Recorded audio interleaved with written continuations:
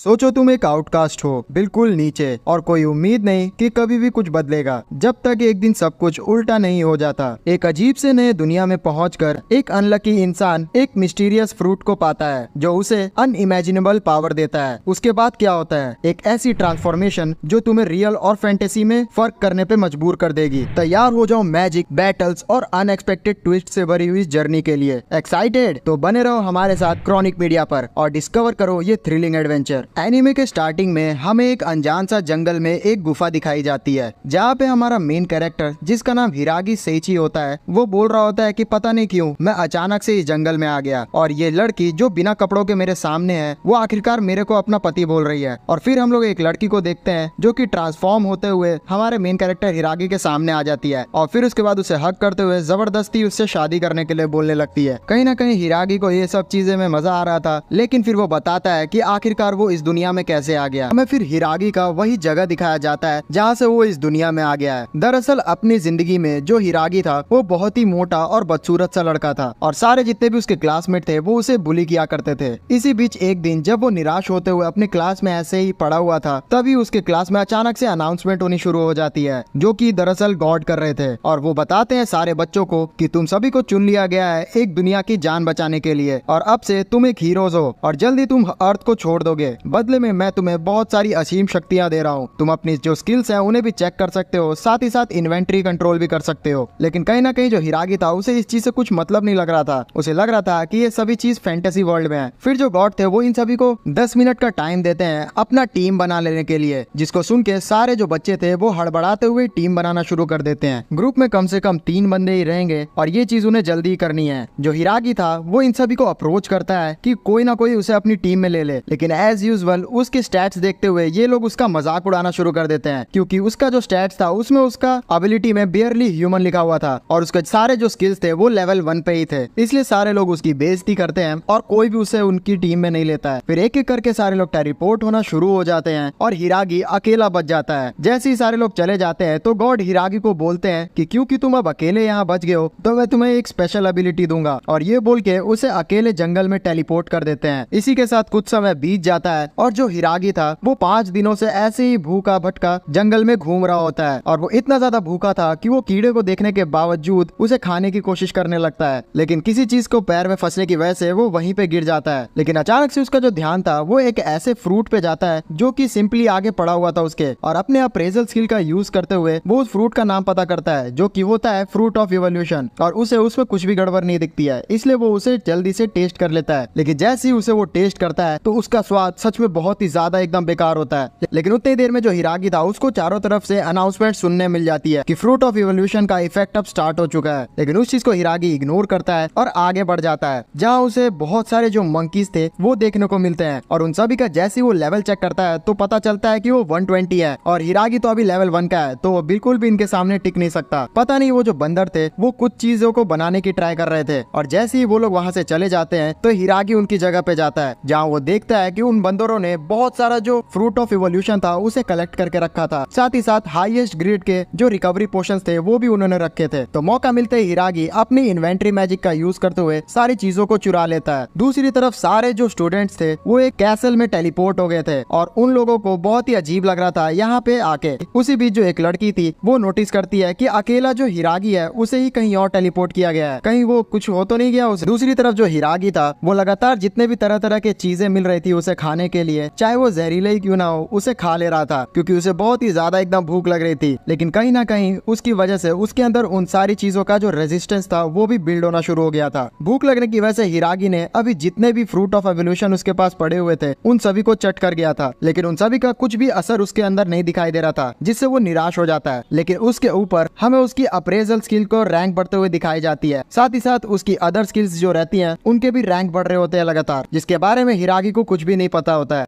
थोड़ा देर जो हिरागी था वो आराम करता है कि उसके ऊपर जो एक क्लेवर मंकी था वो अटैक कर देता है, जिससे हिरागी को बहुत ही ज्यादा डैमेज होता है। तो मौका मिलते ही जो रिकवरी पोशन था उसे पी लेता है, जिससे वो तुरंत ही ठीक हो जाता है और फिर गुस्से से बोलता है कि तुमने छुप के मेरे पे अटैक क्यों किया। लेकिन वो मंकी उसकी बात नहीं सुनता और दोबारा से बहुत ही ज्यादा डैमेज देता है हिरागी को। देखने से लग रहा था कि अब वो बंदर उसे मार ही देगा, लेकिन समय रहते ही हिरागी की जो गैस थी वो पेट से निकल जाती है बहुत ही बेकार खाना खाने की वजह से, और वो इतनी ज्यादा जहरीली थी कि वो बंदर वहीं पे मारा मारा जाता है। तो देख लो भाई, जिसने भी अभी तक इस हमारे वीडियो को लाइक नहीं किया है तो हिरागी की जो जहरीली गैस है वो तुम तक भी पहुंच सकती है, इसलिए जल्द से जल्द हमारे वीडियो को लाइक भी कर देना। उस बंदर के मरने के बाद वो बहुत सारे जो आइटम्स थे वो ड्रॉप कर देता है और हिरागी वहाँ जाके उन सारे चीजों को कलेक्ट करने लगता है, जिसकी वजह से उसके जो सारे स्किल्स थे वो भी अपग्रेड होने लग जाते हैं। उसी आइटम्स में से जो हिरागी था उसे एक किताब भी मिलती है जिसमें सारे डिटेल्स क्लेवर वंकी के लिखे हुए थे और उसे इजीली हिरागी पढ़ रहा होता है। फिर उसे याद आता है कि दरअसल जो गॉड थे उन्होंने एक एक्स्ट्रा स्किल हिरागी को यही दी हुई थी कि वो किसी भी तरीके का जो लैंग्वेज है वो पढ़ पाएगा। उतने में ही जो हिरागी का सिस्टम था वो अनाउंसमेंट देता है कि फ्रूट ऑफ इवोल्यूशन का इवोल्यूशन होना शुरू हो गया है, जिससे हिरागी को अचानक से बहुत ही ज्यादा पेन होना शुरू हो जाता है। लेकिन कुछ देर बाद हिरागी का जो पूरा शरीर था वो एक पतले लड़के में और लंबे लड़के में तब्दील हो जाता है। ये देख के हिरागी थोड़ा शॉक्ड होता है, लेकिन फिर उसे याद आता है कि जो उसकी हड्डियां थी वो पूरी तरीके से कड़कना शुरू हो गई थी, जिसकी वजह से ही इवोल्यूशन काम पे आ पाया है। फिर जितना भी उसने अभी तक मेहनत किया था वो रंग लाती है और उसके हर एक एक्सपीरियंस में 1000 पॉइंट ऐड हो जाते हैं। लेकिन फिर भी हिरागी अपना स्टैट्स चेक करता है तो उसका लेवल अभी भी 1 ही था, जिससे वो इरिटेट हो जाता है कि उसने 120 लेवल के मंकी को हराया है लेकिन फिर भी कुछ नहीं मिला। फिर इसके बाद 5 महीने तक जो हिरागी था वो उसी जंगल में काटता है। उसने जो किताब पढ़ी थी क्लेवर वंकी की, उसकी वजह से उसे जंगल के बारे में बहुत सारी चीजें पता चल गई थी जो कि उसे इन 5 महीनों में सरवाइव करने में हेल्प करती है। इसी 5 महीने में जो हिरागी था वो बहुत सारे तगड़े मॉन्स्टर से भी लड़ता है, जिसकी वजह से उसे और भी अच्छे स्किल्स मिल रहे होते हैं। हिरागी को ये चीज समझ नहीं आ रही थी कि लेवल 1 का होने के बावजूद वो इतना स्ट्रॉन्ग कैसे बन गया है, और उसके फाइटिंग स्किल्स को देख के हम समझ सकते हैं कि वो सच में स्ट्रॉन्ग बन चुका है। इसी के बीच में जो हिरागी का जो दूसरा इवोल्यूशन था वो भी स्टार्ट होना शुरू हो जाता है, जिससे उसे और भी ज्यादा एकदम पेन लगता है और वो सोचने लगता है कि अभी मैंने जितने भी फ्रूट्स खाए हैं उन सभी का जब इवोल्यूशन स्टार्ट होगा तो मुझे कितना ज्यादा दर्द होगा। ये चीज वो सोचता है कि उतनी ही देर में बहुत सारे जो मंकीज थे वो उसके ऊपर अटैक कर देते हैं और इस बार उन मंकीज के साथ एक फीमेल गोरिल्ला भी उस पर अटैक करती है, जो कि आते ही हिरागी को अपने से लड़ने के लिए चैलेंज कर देता है। जो हिरागी था वो उसे बोलता है कि क्या मेरे पास ऑप्शन है मना करने का, जिसपे वो गोरिल्ला मना कर देती है। तो जो हिरागी था वो समझ जाता है कि अभी उसके पास कोई भी ऑप्शन नहीं है, इसलिए वो अपने अप्रेजल स्किल से पता करता है कि ये गोरिल्ला कितने लेवल की है, जिससे उसे पता चलता है कि इसका लेवल 771 है। इसलिए वो डर के मारे तेजी से पीछे भाग जाता है कि ये तो उसके मैच की ही नहीं है। वो थोड़ा देर समझता है कि उतने देर में जो गोरिल्ला थी वो उस पर अटैक कर देती है, जिससे हिरागी दूर जाके गिरता है। जो फीमेल गोरिल्ला थी वो यही चीज देख के इंप्रेस हो जाती है कि जो हिरागी है उसके अटैक को डॉज कर पाया है, लेकिन हिरागी की तो यहाँ बुरी तरीके से एकदम फट चुकी थी। फिर लगातार वो जो गोरिल्ला थी वो हिरागी पे अटैक कर रही होती है और हिरागी उसे डॉज कर रहा होता है। एक जगह पे आके हिरागी उसे बोलता है कि क्या तुम मुझे सच में मार दोगी, लेकिन जो फीमेल गोरिल्ला थी वो तो इंप्रेस हो चुकी थी और वो अपना इंट्रोडक्शन देती है हिरागी को कि मेरा नाम सारिया है। जिसके बाद पता चलता है हिरागी को ये तो गोरिल्ला असल में फीमेल गोरिल्ला है, लेकिन फिर भी मौका मिलते ही अपने गुलेटिन किक का यूज करने वाला होता है हिरागी। लेकिन इस चीज को सारिया समझ जाती है और वो तेजी से आसमान में कूद के उस चीज को डॉज कर लेती है और जैसे ही उस पर अटैक करती है तो हिरागी भी उस चीज को डॉज कर लेता है। हिरागी के इतने अच्छे डिफेंसिव स्किल्स को देखते हुए सारिया उस पर लट्टू हो चुकी होती है। इस बार जो हिरागी था वो थोड़ा सीरियस होता है और फिर अपने पॉकेट में से जो वाटर वाला डैगर था उसे निकालते हुए वाटर मैजिक को कास्ट करता है, लेकिन वो अटैक उसी के ऊपर हो जाता है, जिसे देख के सारिया बोलती है कि ये मैंने अटैक नहीं किया है और हिरागी को बुरा लगता है कि वो इतना ज्यादा कमजोर क्यों है। लेकिन फिर जो सारिया थी वो अपना एक फिश तैयार करती है और जोरदार पंच दे मारती है हिरागी को। वो पंच इतनी ज्यादा जोर से जाके लगता है हिरागी को कि अब उसका गेम बजने ही वाला होता है और वो हार मान चुका होता है। लेकिन अचानक से उसे अपने दोस्तों की याद आती है और वो फिर से तैयार होता है लड़ने के लिए। फिर वो अपना फाइनल अटैक स्टार्ट करता है, जो कि होता है अपने अजीब सा पेट से बीम निकालने का, और उसे लगता है कि अब ये फाइनल अटैक नहीं चल पाया तो उसका गेम बच जाएगा। लेकिन यहाँ पे कुछ उल्टा ही होता है। जो सारिया थी वो उसे प्रपोज कर देती है, जिस चीज को सुन के हिरागी और भी ज्यादा अजीब सा मुंह बनाता है।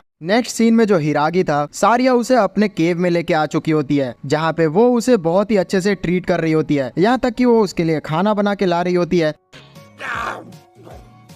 और उसको एक नए कपड़े भी देती है। लेकिन हिरागी ये सब चीज से एकदम अजीब सा फील कर रहा होता है, क्योंकि सारिया उसे अपना हस्बैंड मान चुकी होती है। जिसपे हिरागी बोलता है कि मैं तुम्हारा हस्बैंड कैसे हो सकता हूँ, क्योंकि मैं तो एक इंसान हूँ। और वैसे ये चीज मुझे बताओ कि एक गोरिल्ला होने के बावजूद तुम इतनी ज्यादा इंटेलिजेंट कैसे हो कि तुम्हें खाना बनाना और बाकी सारी चीजें सब चीज अच्छे से आती है, तुम्हें पढ़ना लिखना भी आता है। जिसपे सारिया बोलती है कि वो तो इस वजह से है क्योंकि मुझे गुफा के नजदीक में एक किताब मिल गई थी, जिसे पढ़ने के बाद मुझे बहुत सारी चीजें पता चली। उसी किताब को पढ़ने की वजह से उसने इंसानी भाषा भी सीख ली है, जिस वजह से वो अभी अच्छे से बात कर पा रही है इससे। सारिया उसे अपना किताब भी लाके देती है, जिसे जैसे हिरागी पढ़ता है तो उसमें बहुत सारी बेसिक चीजें लिखी होती है ह्यूमंस की, कि किस तरीके से कौन से मैजिक से आप कपड़े धो सकते हो, कौन से मैजिक से खाना बना सकते हो, जिसे हिरागी भी सीख लेता है। फिर सारिया उसे बोलती है कि वो उसे हनी बुला सकता है, जिससे हिरागी को बहुत ही अजीब लगता है और वो कहीं ना कहीं इस जगह से भागने का कोशिश करने लगता है। नेक्स्ट सीन में जो सारिया थी वो हिरागी को खिलाने के लिए फिशिस को पकड़ रही होती है, तो मौका देखते हुए हिरागी यहाँ से भागने की कोशिश करता है, लेकिन अचानक से उसके सामने एक स्पाइडर आ जाता है जो कि बहुत ही ज्यादा बड़े लेवल का होता है और हिरागी उसे देख के डर चुका होता है। लेकिन वक्त रहते ही जो सारिया थी वो उसे एक ही पंच में उड़ा के फेंक डालती है। इस चीज को देख के हिरागी थोड़ा सोचता तो है कि जो सारिया है उसके लिए वरीड है। अगले सीन में हमें एक केव में एक स्केलेटन बैठा हुआ दिखाई दिया जाता है, जो कि बोल रहा होता है कि उसे ह्यूमैनिटी से पूरा फेथ चला गया है, अगर कोई आके उसे बचा लेगा तो बहुत ही अच्छा होगा। फिर दोबारा से हमें सारिया और हिरागी का सीन दिखाया जाता है, जहाँ पे सारिया हिरागी को बोल रही होती है कि तुम यहाँ आराम से बैठे रहो, दरअसल मैं अभी क्लेवर मंकीज के साथ जा रही हूँ फ्रूट ऑफ इवोल्यूशंस के ऊपर कुछ शोध करने के लिए। जिसको सुन के हिरागी अपने मुंह से पानी फेंक देता है। सारिया उसे बताती है कि फ्रूट ऑफ इवोल्यूशन बहुत ही ज्यादा एकदम चमत्कारी फ्रूट है, उसे खाओगे अगर तुम तो तुम्हारी ह्यूमन रेस बहुत ही ज्यादा आगे चली जाएगी, लेकिन अगर तुम 11 फ्रूट खा लेते हो तो तुम मारे भी जा सकते हो। तो हिरागी सोचता है कि अभी तक तो उसने 10 फ्रूट खा भी लिए है। फिर सारिया बताती है कि मैं इसे कलेक्ट कर रही थी क्योंकि मैं इसे अपने हस्बैंड को देना चाहती थी और मैंने भी खुद 10 फ्रूट खाए हैं, लेकिन पता नहीं किसी कमीने ने वो सारे फ्रूट्स को चुरा लिया। और ये चीज वो बहुत ही ज्यादा गुस्से से बोल रही होती है, जिससे हिरागी डर जाता है और वो कबूल लेता है कि वही वो इंसान था जिसने वो चीज खाई थी और वो बहुत ही ज्यादा उसे माफी मांग रहा होता है। लेकिन सारिया उसे बोलती है कि अगर ये तुम ही थे तब कोई भी बात नहीं है, ये तो बहुत ही अच्छी बात है क्योंकि मैंने तुम्हें अपना हस्बैंड स्वीकार किया है और अब तुम्हें मुझसे जल्दी शादी करनी होगी। हिरागी को ऐसे मुंह बनाते हुए देख के सारिया उससे पूछती है कि क्या वो उसे हेट करता है, जिस पे हिरागी बोलता है कि नहीं ऐसा नहीं है। तो फिर सारिया बोलती है तब तो कोई प्रॉब्लम नहीं है, हमें शादी जल्दी कर लेनी चाहिए, मैं जा रही हूँ हंटिंग करने के लिए, तुम मेरा यहीं पे वेट करना। उसके जाते ही हिरागी को मौका मिल जाता है यहाँ से भागने का और वो तेजी से भागना शुरू कर देता है। दूसरी तरफ हमें कासल का सीन दिखाया जाता है, जहाँ पे जितने भी हीरोज रहते हैं वो एक इंस्ट्रक्टर के द्वारा ट्रेन किए जा रहे होते हैं, लेकिन इतने महीनों से भी वो लगातार सिर्फ ट्रेन ही हो रहे थे और उन्हें कोई भी प्रैक्टिकल एक्सपोजर नहीं मिला था, जिससे वो इरिटेट हो रहे होते हैं और इंस्ट्रक्टर को बोलते हैं कि हमें कुछ मॉन्स्टर्स को तो मारने दो, जिसपे इंस्ट्रक्टर उन सभी को मना कर देता है और बोलता है कि अभी तुम तैयार नहीं हो। तो वो लोग बोलते हैं कि किंग ने हम पे भरोसा दिखाया है और उसने बोला है कि हम लोग इजीली उस डीमन लॉर्ड को मार सकते हैं, तो तुम हमें जाने क्यों नहीं दे रहे हो। लेकिन फिर भी इंस्ट्रक्टर इन सभी को मना करता है, तो ये लोग दोबारा से ट्रेनिंग पे लग जाते हैं। फिर दूसरी तरफ जो हिरागी था वो सारिया की लोकेशन से बहुत ही दूर निकल चुका होता है, लेकिन सारिया को ये चीज पता चल जाती है, इसलिए वो एकदम तेजी से दौड़ते हुए उसके पीछे पड़ चुकी होती है। तो हिरागी ये चीज देख के डर जाता है और वो बोलता है कि ये गोरिल्ला असल में एथलीट की तरह कैसे दौड़ रही है। लेकिन फिर भी हिरागी उसके बात को इग्नोर करता है और अपने इंस्टेंट स्किल को एक्टिवेट करता है और भी तेज दौड़ने लग जाता है। जो सारिया थी वो उसे उस जंगल के एरिया में जाने से मना करती है, लेकिन हिरागी सुनता नहीं और वो एक केव के सामने जाके रुकता है, जिसके अंदर में से बहुत ही अजीब सी रोशनी आ रही थी। लेकिन पीछे से वो दोबारा से सारिया का आवाज सुनता है, इसलिए वो हड़बड़ा के उसी केव में घुस जाता है। उस केव के अंदर में उसे एक बहुत ही बड़ा गेट दिखता है, जिसे खोल के वो अंदर चले जाता है, जहाँ पे उसका इंतजार वही स्केलेटन कर रहा होता है और वो बोलता है कि मैंने सोचा नहीं था कि मैं किसी ह्यूमंस को इतने करोड़ों सालों में भी देख पाऊंगा। हिरागी फिर उसका अपने अप्रेजल स्किल से स्टैट चेक करता है तो लेवल 1 शो होता है। फिर दोबारा हिरागी करता है तो वो 1500 दिखाई देता है, जिससे हिरागी पूरी तरीके से एकदम डर जाता है। लेकिन जो स्केलेटन था वो तेजी से उसके पीछे आता है और उसके ऊपर हमला करने वाला होता है। फिर हमें खून का धब्बा दिखाया जाता है, जिससे लग रहा होता है कि हिरागी के ऊपर उसने हमला कर दिया है। लेकिन हमें पता चलता है कि दरअसल जो सारिया थी वो बीच में सही समय पे आ गई थी और उसने ये अटैक अपने ऊपर ले लिया था। सारिया बोलती है हिरागी को देखते हुए कि अच्छा हुआ वो सही समय पे आ गई, वरना ये अटैक हिरागी को लग जाता। सारिया को इस हालत में देख के हिरागी उसका नाम पुकारता है तेजी से, जिसे सारिया बहुत ही अच्छा फील करती है क्योंकि हिरागी ने पहली बार उसका नाम लिया होता है। हिरागी उसे बोलता है कि मैं तुम्हें अभी जस्ट रिकवरी पोशन देता हूँ, जिसपे सारिया मना करती है और वो बताती है कि वो काफी समय पहले ही मर चुकी है, वो तो उसकी एबिलिटी है जो उसे वो बात करने का मौका दे रहा है। फिर सारिया उससे रिक्वेस्ट करती है कि उसके आखिरी पलों में जो हिरागी है वो स्माइल करे, तो हिरागी रोते रोते वैसा ही करता है।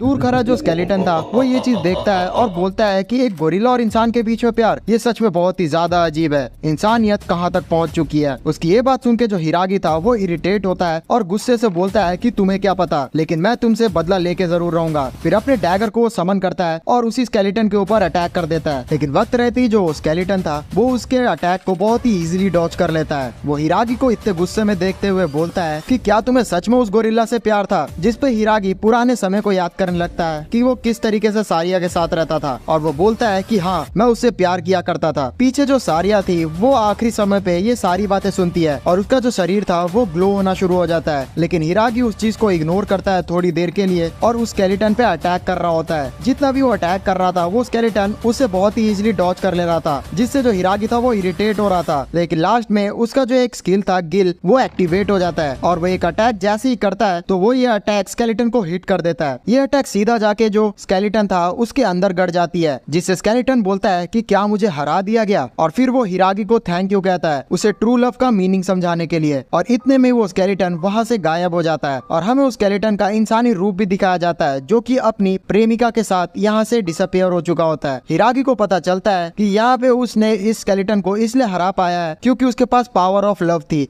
Oh my God, bro. Oh, hell no, man. What the जो सारिया थी वो हिरागी के इस रूप को देख के बहुत ही खुश थी। वो हिरागी से आखिरी पल पे मिलना चाह रही थी और वो उसे अपने पास बुलाती है और फिर इन दोनों के बीच में एक किस होता है। लेकिन उतने ही देर में जो सारिया का बॉडी चमक रहा था वो और भी ज्यादा ग्लो होते हुए वहाँ से गायब हो जाता है और वो ट्रांसफॉर्म होते हुए एक लड़की में तब्दील हो जाता है। लेकिन सारिया ने कुछ कपड़े ही नहीं पहने थे और हिरागी उसे पहचान ही नहीं रहा होता है फॉर ऑब्वियस रीजन। तो सारिया उसे बोलती है कि तुम मुझे पहचान कैसे नहीं रहे। तो हिरागी बोलता है कि क्या तुम सच में सारिया हो, जिस पर सारिया बोलती है कि हाँ। फिर हमें बैक स्टोरी बताई जाती है उस स्केलेटन की, जिसका नाम असल में जीनस होता है और वो एक नोबल सोल्जर होता है अपने समय पे, लेकिन उसके किंग ने उसे बिट्रे कर दिया था और उसकी वाइफ ने भी उसके किंग का ही साथ दिया था, जिससे उसे प्यार से एकदम भरोसा हट गया था। लेकिन जब उसे असली प्यार अपनी मेड की तरफ से दिखा, लेकिन उसके किंग के भी उस पर गंदी नजर आ गई, जिसपे उसने रिटेलिएट किया किंग के ऊपर। तो किंग ने उसके ऊपर अटैक किया, लेकिन उसकी मेड ने बीच में आके वो अटैक ले लिया, जिसकी वजह से वो मेड वहीं पे मारी गई। तो इसी वजह से जो जीनस था वो एक मॉन्स्टर बन गया था। उसकी इस तरीके की बैक स्टोरी को सुन के जो सारिया और हिरागी थे वो बहुत ही इमोशनल हो जाते हैं। लेकिन हिरागी सारिया को शांत करवाता है और बोलता है कि हमने उसे अपनी मेड के साथ भेज दिया है, तो अब वो बहुत ही ज्यादा एकदम खुश होगा। फिर हिरागी का ध्यान जाता है इस डंजन के चेस्ट पे, जो कि यहाँ के मॉन्स्टर को हराने के बाद इन सभी को मिला है। फिर जैसे ही ये दोनों उस चेस्ट को चेक करते हैं तो उसमें से बहुत सारी चीजें मिलती है हिरागी को, जिसकी वजह से वो बहुत ही ज्यादा अच्छे से अपग्रेड होना शुरू हो जाता है और अब उसके पास ब्लैक मैजिक को कंट्रोल करने की भी शक्ति आ चुकी होती है। उसी चेस्ट में सारिया को कुछ कपड़े भी मिलते हैं जो कि वो पहन लेती है और उसे पहन के वो बहुत ही सुंदर लग रही होती है। इन सारे अपग्रेड्स के बाद हिरागी का जो फाइनल इवोल्यूशन था वो भी स्टार्ट हो जाता है और जैसे ही वो खत्म होता है तो हिरागी को थोड़ा सा जो शक्ल था वो चेंज हो चुका होता है। सारिया उसके इस रूप को देख के थोड़ा ब्लश करती है और बोलती है कि तुम तो और भी ज्यादा एकदम कूल हो गए हो, जिससे हिरागी भी थोड़ा शर्मा जाता है। फिर ये दोनों यहाँ से बाहर जाने के लिए तैयार ही हो रहे होते हैं कि अचानक से हिरागी को कुछ सुनाई देता है, तो वो सारिया को पीछे ही रुकने के लिए बोलता है। लेकिन उतनी देर में यहाँ पे एक कुत्ता समन हो जाता है सूट बूट पहना हुआ और वो बताता है कि वो दरअसल इस डंजन का एडमिनिस्ट्रेटर था और वो अभी इसलिए इन सभी के सामने आया है क्योंकि वो इस समय का पहला ऐसा आदमी है जिसने इस डंजन को क्लियर किया है और फर्स्ट होने की वजह से वो हिरागी को 2 और स्पेशल गिफ्ट देगा, जिसमें से एक गिफ्ट तो ऐसा होता है जिसका यूज करते हुए वो लोग फ्रूट ऑफ एवोल्यूशन को कल्टीवेट तक कर सकते हैं। इसी के साथ वो हिरागी को और भी बहुत सारी चीजें देता है, जिसमें से एक हेलमेट भी होता है। वो सारिया को एक सुंदर सी ड्रेस भी देता है। फिर इसके बाद वो बोलता है कि मैं तुम दोनों को यहाँ से टेलीपोर्ट कर दे रहा हूँ। फिर ये दोनों जो थे वो डंजन के बाहर टेलीपोर्ट हो जाते हैं। दरअसल जो हिरागी था उसने सारिया को बोल दिया था कि वो इस जंगल से बाहर जाना चाहता है, तो सारिया ने भी मान लिया था कि जहाँ भी वो जाएगा वो उसका पीछा करेगी। बाहर निकलने के बाद हिरागी बोलता है कि जब तक सारिया उसके साथ है वो कहीं भी जा सकता है। ये लड़का अभी थोड़ा देर पहले जब सारिया गोरिल्ला थी तब उसे पीछा छुड़ाना चाह रहा था, लेकिन जैसे ही वो टोटा बन गई है तो अब उसके लिए सब कुछ हो गई है। वो सही में भाई ये तो अच्छा आदमी है। जो सारिया थी वो हिरागी को बोलती है कि अब हमें आगे बढ़ते हुए शहर की तरफ जाना चाहिए। तो हिरागी मन में सोचता है कि हाँ, हो सकता है कि मेरे स्कूल वाले फ्रेंड्स जो कि इसको भाव बिल्कुल भी नहीं देते थे, लेकिन पता नहीं क्यों ये उन पे अभी भी ध्यान दे रहा है, शायद से उसे यहाँ पे मिल सके। फिर आगे बढ़ते हुए अचानक से हिरागी को एक स्लाइम दिखता है जिसका लेवल होता है 88 और स्लाइम के मुकाबले में ये सच में बहुत ही ज्यादा स्ट्रॉन्ग था। इसलिए हिरागी अपना एक स्ट्रॉन्ग सा हथियार निकालता है और उसके ऊपर अटैक कर देता है, जिससे इतना बड़ा इम्पैक्ट होता है कि पूरा जगह ही एकदम फट जाता है। हिरागी सोचता है कि कहीं वो अब मॉन्स्टर तो नहीं बन गया है, लेकिन फिर भी वो इग्नोर करते हुए स्लाइम का जो ड्रॉप मिला था उसे उठा लेता है, जिसमें से उसे एक बूट्स मिला था और कुछ स्किल्स मिले थे। बूट वो सारिया को दे देता है और स्किल्स खुद रख लेता है। अब फाइनली हिरागी के पास एब्जॉर्ब और कंप्रेस की भी स्किल आ चुकी है। उतने में हिरागी का जो हेलमेट था वो अपग्रेड हो जाता है, क्योंकि अब उसका जो स्किल्स था वो अपग्रेड हो चुका था, तो उसके हेलमेट का भी लेवल अप होता है जो अब एक रोप बन जाता है। तभी उसे एक लेटर मिलता है जो कि उसे वही डॉग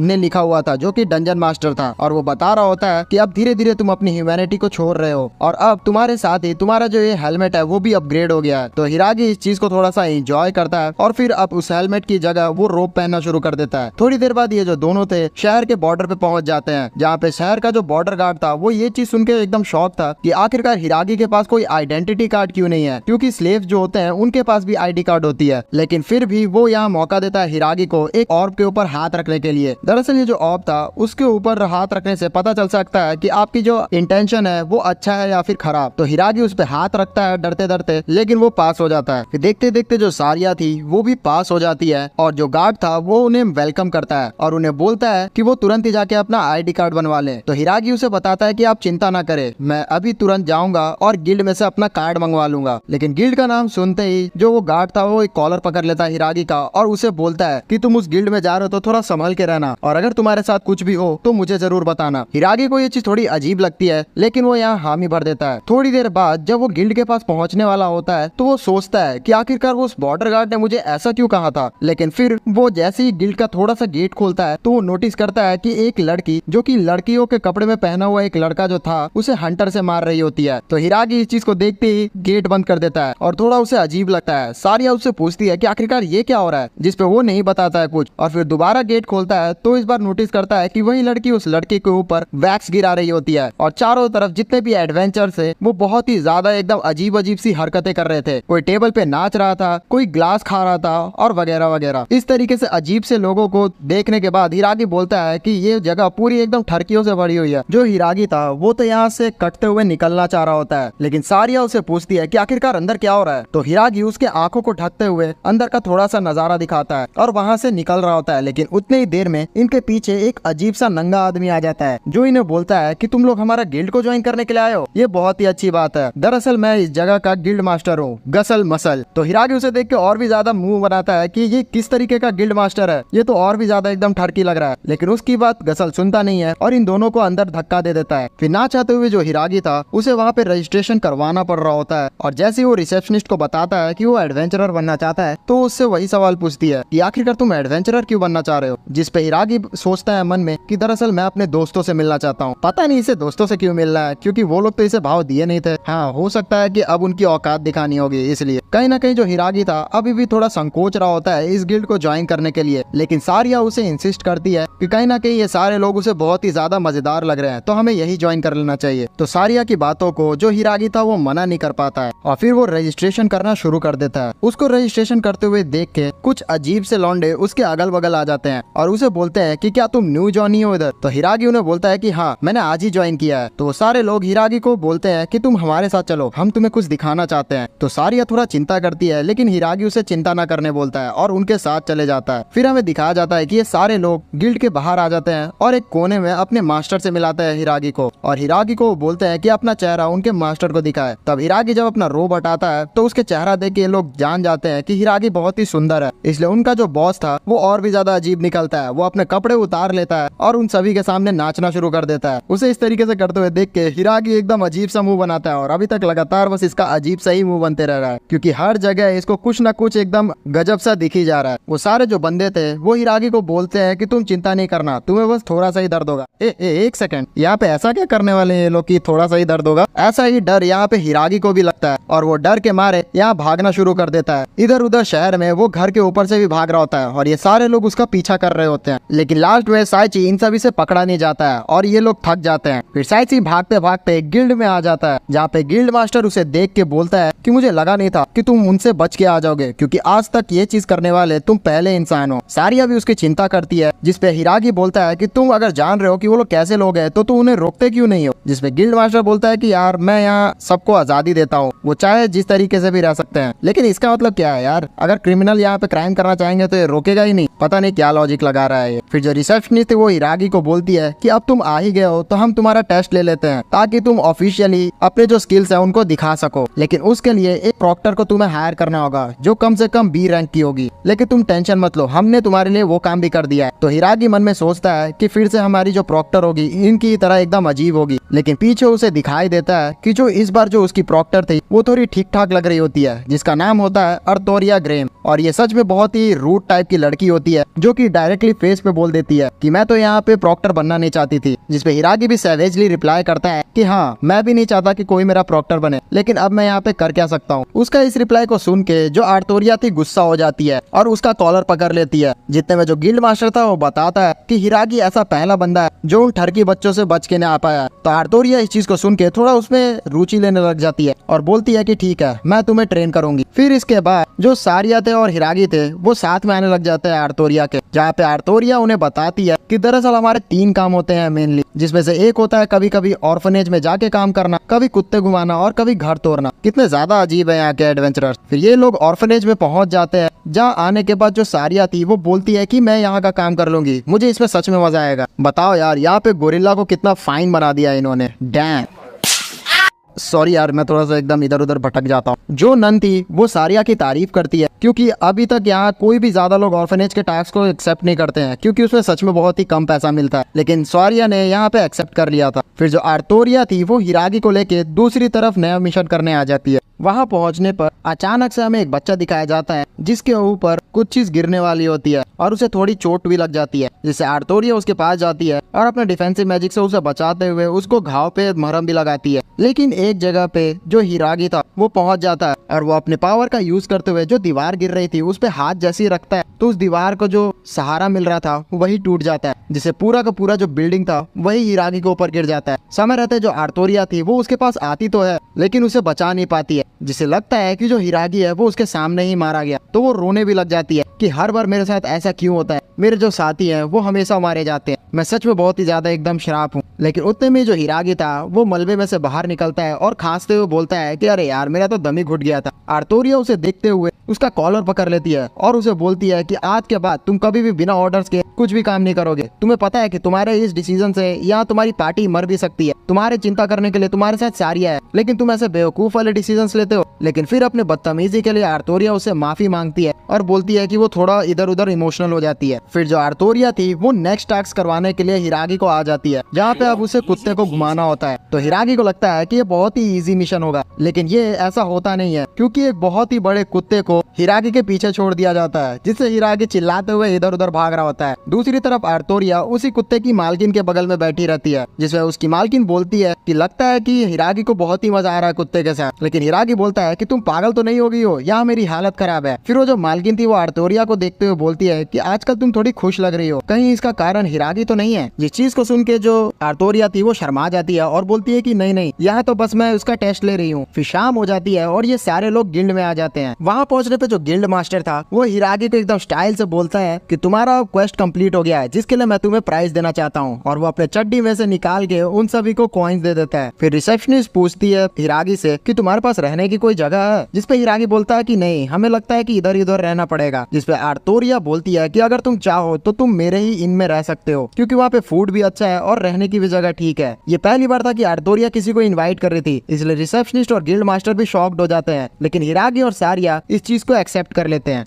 फिर नेक्स्ट डे को यहाँ जो अर्थोरिया थी वो फाइनल मिशन दे रही होती है हिरागी और सारिया को, जहाँ पे अब इन्हें बहुत सारे जो मेडिकल हर्ब्स हैं उन्हें कलेक्ट करना होगा। हिरागी को एज यूजुअल ये मिशन भी इजी लगता है और ये सारे लोग चले जाते हैं हर्ब्स कलेक्ट करने में। फिर थोड़ी देर बाद अर्थोरिया और सारिया ने अपने हर्ब्स को कलेक्ट कर लिया होता है, लेकिन हिरागी काफी देर बाद आता है, लेकिन उसे फिर भी वो हर्ब्स नहीं मिलते हैं और बदले में वो बहुत सारे रेयर मशरूम्स को उठा के लेके आ चुका होता है। तो जो अर्थोरिया थी उसे बोलती है कि तुम्हें इतना दिक्कत क्या हो रहा है, तुम अपने पीछे देखो तब वो हर्ब्स मिल जाएगा। तो हिरागी को ये चीज थोड़ी एकदम अजीब लगती है, लेकिन फिर वो उस हर्ब्स को उठा के दे देता है अर्थोरिया को। तो अर्थोरिया बोलती है कि अभी तो तुमने 5 ही कलेक्ट किए हैं, अभी 5 और कलेक्ट करने हैं। तो हिरागी फिर निराश होते हुए जंगल में चले जाता है ढूंढने के लिए, लेकिन काफी देर तक वो ढूंढता है तो उसे सिर्फ रेयर आइटम्स मिल रहे होते हैं और नॉर्मल सी मेडिकल ग्रास मिल ही नहीं रही होती है, इसलिए वो काफी परेशान हो चुका था। इसी बीच में उसे दूर खड़े कुछ लोगों की आवाज सुनाई देती है और वो पास में जैसे ही जाता है तो वो देखता है कि 3 मॉन्स्टर्स आपस में सोच रहे थे कि किस तरीके से वो किसी इंसान को फंसा लें, क्योंकि अगर उन्हें प्रमोशन चाहिए तो उन्हें ऐसा करना ही होगा। लेकिन हिरागी इस चीज को इग्नोर कर देता है और वो डायरेक्टली उन मॉन्स्टर्स के पास चले जाता है ताकि उन्हीं से डायरेक्ट पूछ सके कि वो हर्ब्स कहाँ से ले सकता है। उन मॉन्स्टर्स को लगता है कि जो हिरागी है उसने उनकी बात सुन ली है, लेकिन हिरागी बोलता है कि नहीं, मुझे उससे मतलब नहीं है, क्या तुम मुझे बता सकते हो कि मेडिकल हर्ब्स कहाँ मिल सकते हैं। लेकिन वो हिरागी की बात को इग्नोर करते हुए अपना इंट्रोडक्शन देने लग जाते हैं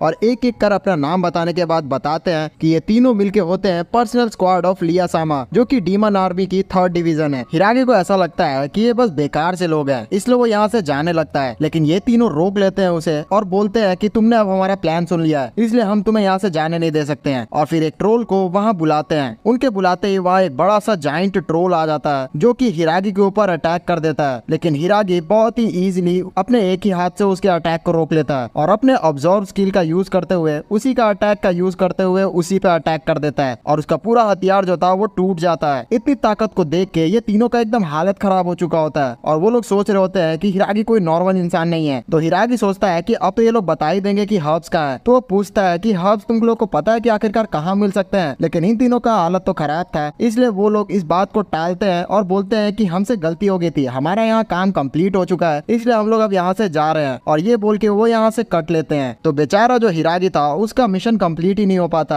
और एट लास्ट वो और भी ज्यादा रेयर जो पौधे थे उन्हें लेके आ जाता है, लेकिन उसे कुछ मिलता ही नहीं है हर्ब्स। तो जो आर्तोरिया थी वो उसे बोलती है कि तुम चिंता नहीं करो और बदले में उसे 5 हर्ब्स देती है और बताती है कि नेक्स्ट टाइम ज्यादा मेहनत करना। तो हिरागी इमोशनल हो जाता है और उसे बोलता है कि आर्तोरिया तुम तो बहुत ही अच्छी हो, जिसे सुन के आर्तोरिया थोड़ा शर्माते हुए बोलती है कि नहीं, ऐसा बिल्कुल भी नहीं है। नेक्स्ट सीन में हमें वही लिया सामा दिखाई जा रही होती है जो कि इन तीनों मॉन्स्टर को सजा दे रही होती है उनके काम ना कंप्लीट करने के लिए। तो ये तीनों मॉन्स्टर बोलते हैं कि लिया सामा हमारा समझिए, हमने वैसे भी जंगल के ऊपर चारों तरफ टेलीपोर्टेशन मैजिक का कास्ट कर दिया है। तो लिया उन सब से पूछती है कि तुमने वह टेलीपोर्टेशन मैजिक जो यूज किया है आखिरकार किस इंसानों को कहाँ टेलीपोर्ट करोगे तुम। तो वो तीनों बताते हैं कि हम ब्लैक ड्रैगन के कासल के पास उन्हें टेलीपोर्ट करेंगे। तो लिया बोलती है कि जो भी इंसान वहाँ जाएगा वो कितना बदकिस्मत होगा, लेकिन फिर भी तुमने मेरी बात नहीं मानी है, इसलिए तुम्हें 500 करोड़ की सजा होगी।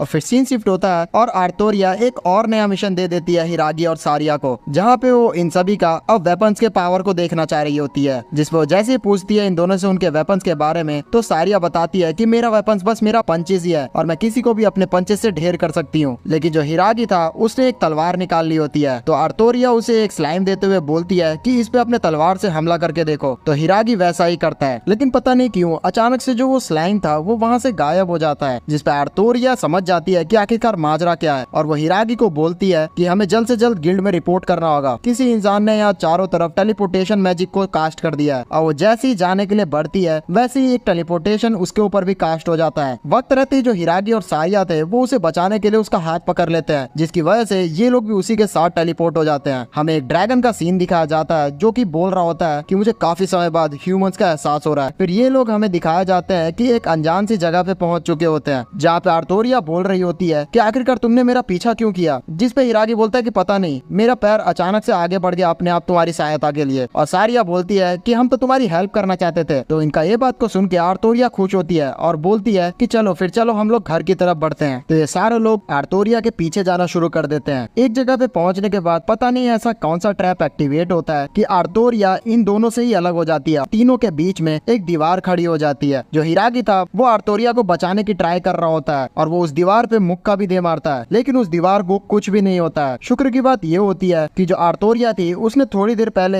हिरागी और सारिया को एक ऐसा पत्थर दे दिया था जिसका यूज करते हुए ये लोग अपने साथी को लोकेट कर सकते हैं। और अगर ये पत्थर लाल ग्लो कर जाएगा इसका मतलब आपका साथी मुसीबत में है। तो अब ये पत्थर लाल ग्लो कर रहा था, जिससे इन्हें ये पता चल गया था कि आर्तोरिया सच में अभी मुसीबत में है। हिरागी कुछ भी समझ नहीं पा रहा होता है कि आखिरकार वो आर्तोरिया को कैसे बचाए, जिसपे सारिया उसे बोलती है कि हमें इधर उधर जाके रास्ता को खोजना चाहिए। दूसरी तरफ जो आर्तोरिया थी वो एक ममी मॉन्स्टर से फंस गई थी और उस ममी मॉन्स्टर ने उसका बहुत ही हालत खराब कर दिया था। लेकिन अपने एनर्जी का यूज करते हुए आर्तोरिया उसे हरा देती है और वो होप कर रही होती है कि हिरागी और सारिया सेफ हो। लेकिन असल में जो सारिया और हिरागी थे वो तो रास्ता ही भटक चुके थे। वो जहाँ भी जा रहे थे वहाँ डेड एंड ही आ जा रहा था। लेकिन एक जगह जो सारिया थी उसे एक कमरा दिखाई देता है और वो हिरागी को भी वहाँ बुला लेती है। कमरे के अंदर इन्हें एक चेस्ट दिखाई देता है और सारिया बोलती है कि हमें वो चेस्ट को खोलना चाहिए, जिसपे हिरागी बोलता है कि तुम पागल तो नहीं हो रही हो, ये बहुत ही ऑब्वियस है है कि ये चेस्ट बहुत ही इजीली हमें मिल गया है, पक्का इसमें कुछ ना कुछ तो गड़बड़ी होगा। और वो इग्नोर करके यहाँ से जाने लगता है उस चेस्ट को। तो जो चेस्ट था वो खुद ही इन सभी के सामने बढ़ने लग जाता है और बोलता है कि मुझे खोलो, ऐसे परेशान तो मत करो। और वो टेंटिकल से पकड़ लेता है हिरागी को, लेकिन हिरागी उस चेस्ट को हरा देता है, जिसकी वजह से वो चेस्ट वहीं पे खत्म हो जाता है और एक छोटे चेस्ट में तब्दील हो जाता है। उस चेस्ट को जैसे ही वो लोग खोलते हैं तो उसके अंदर उन्हें एक रिंग दिखाई जाती है, जिसको अगर कोई आदमी यूज करे तो उसका लक दुगना हो सकता है। तो ये चीज हिरागी को थोड़ी बेकार सी लगती है। उतने में जो सारिया थी उसकी पत्थर ग्लो करना शुरू कर देता है लाल कलर में। तो हिरागी समझ जाता है कि कहीं ना कहीं आर्तोरिया खतरे में है। दूसरी तरफ जो आर्तोरिया थी वो एक बड़े से गेट के पास पहुंच चुकी थी और देखने से लग रहा होता है कि ये फाइनल बॉस का जगह है और अब आर्तोरिया सच में मुसीबत में है। यहाँ तक पहुंचने में जो आर्तोरिया थी उसका हालत खराब हो चुका था और वो बोल रही होती है कि उसके पास और कोई जगह नहीं है जाने के लिए, तो उसे आगे बढ़ना ही होगा। उस गेट को जैसे आर्तोरिया खोलती है तो वो ब्लैक ड्रैगन के सामने पहुंच चुकी होती है, जो बोल रहा होता है कि तुम यहाँ पे दरअसल मरने के लिए आई हो। तो आर्तोरिया बोलती है कि नहीं, ऐसा बिल्कुल भी नहीं होगा और वो अटैक करने की कोशिश करती है उस ड्रैगन पे। दूसरी तरफ जो लिया थी उसने अपने साथियों को सजा दे दी होती है और फिर उन्हें बता रही होती है कि तुम सभी ने जो भी काम किया है वो बहुत ही ज्यादा एकदम खराब है, क्योंकि जो ब्लैक ड्रैगन है वो बहुत ही ज्यादा एकदम क्रूर है और डीमन की सेना में वो सबसे ज्यादा ताकतवर कमांडर में से एक है। तो वो बिल्कुल भी अपने सामने वाले ओपोनेंट को नहीं छोड़ेगा। फिर हमें दोबारा से यहाँ सीन दिखाया जाता है हिरागी और सारिया का और उन्हें फाइनली अब पता चल चुका होता है कि अगर पत्थर लाल ग्रो करेगा तो इसका मतलब है कि कोई ना कोई खतरे में है। इसलिए वो लोग भी थोड़ा हड़बड़ाना शुरू कर जाते हैं कि उन्हें जल्द ही आर्तोरिया को बचाना होगा। जो पत्थर था वो हवा में उड़ते हुए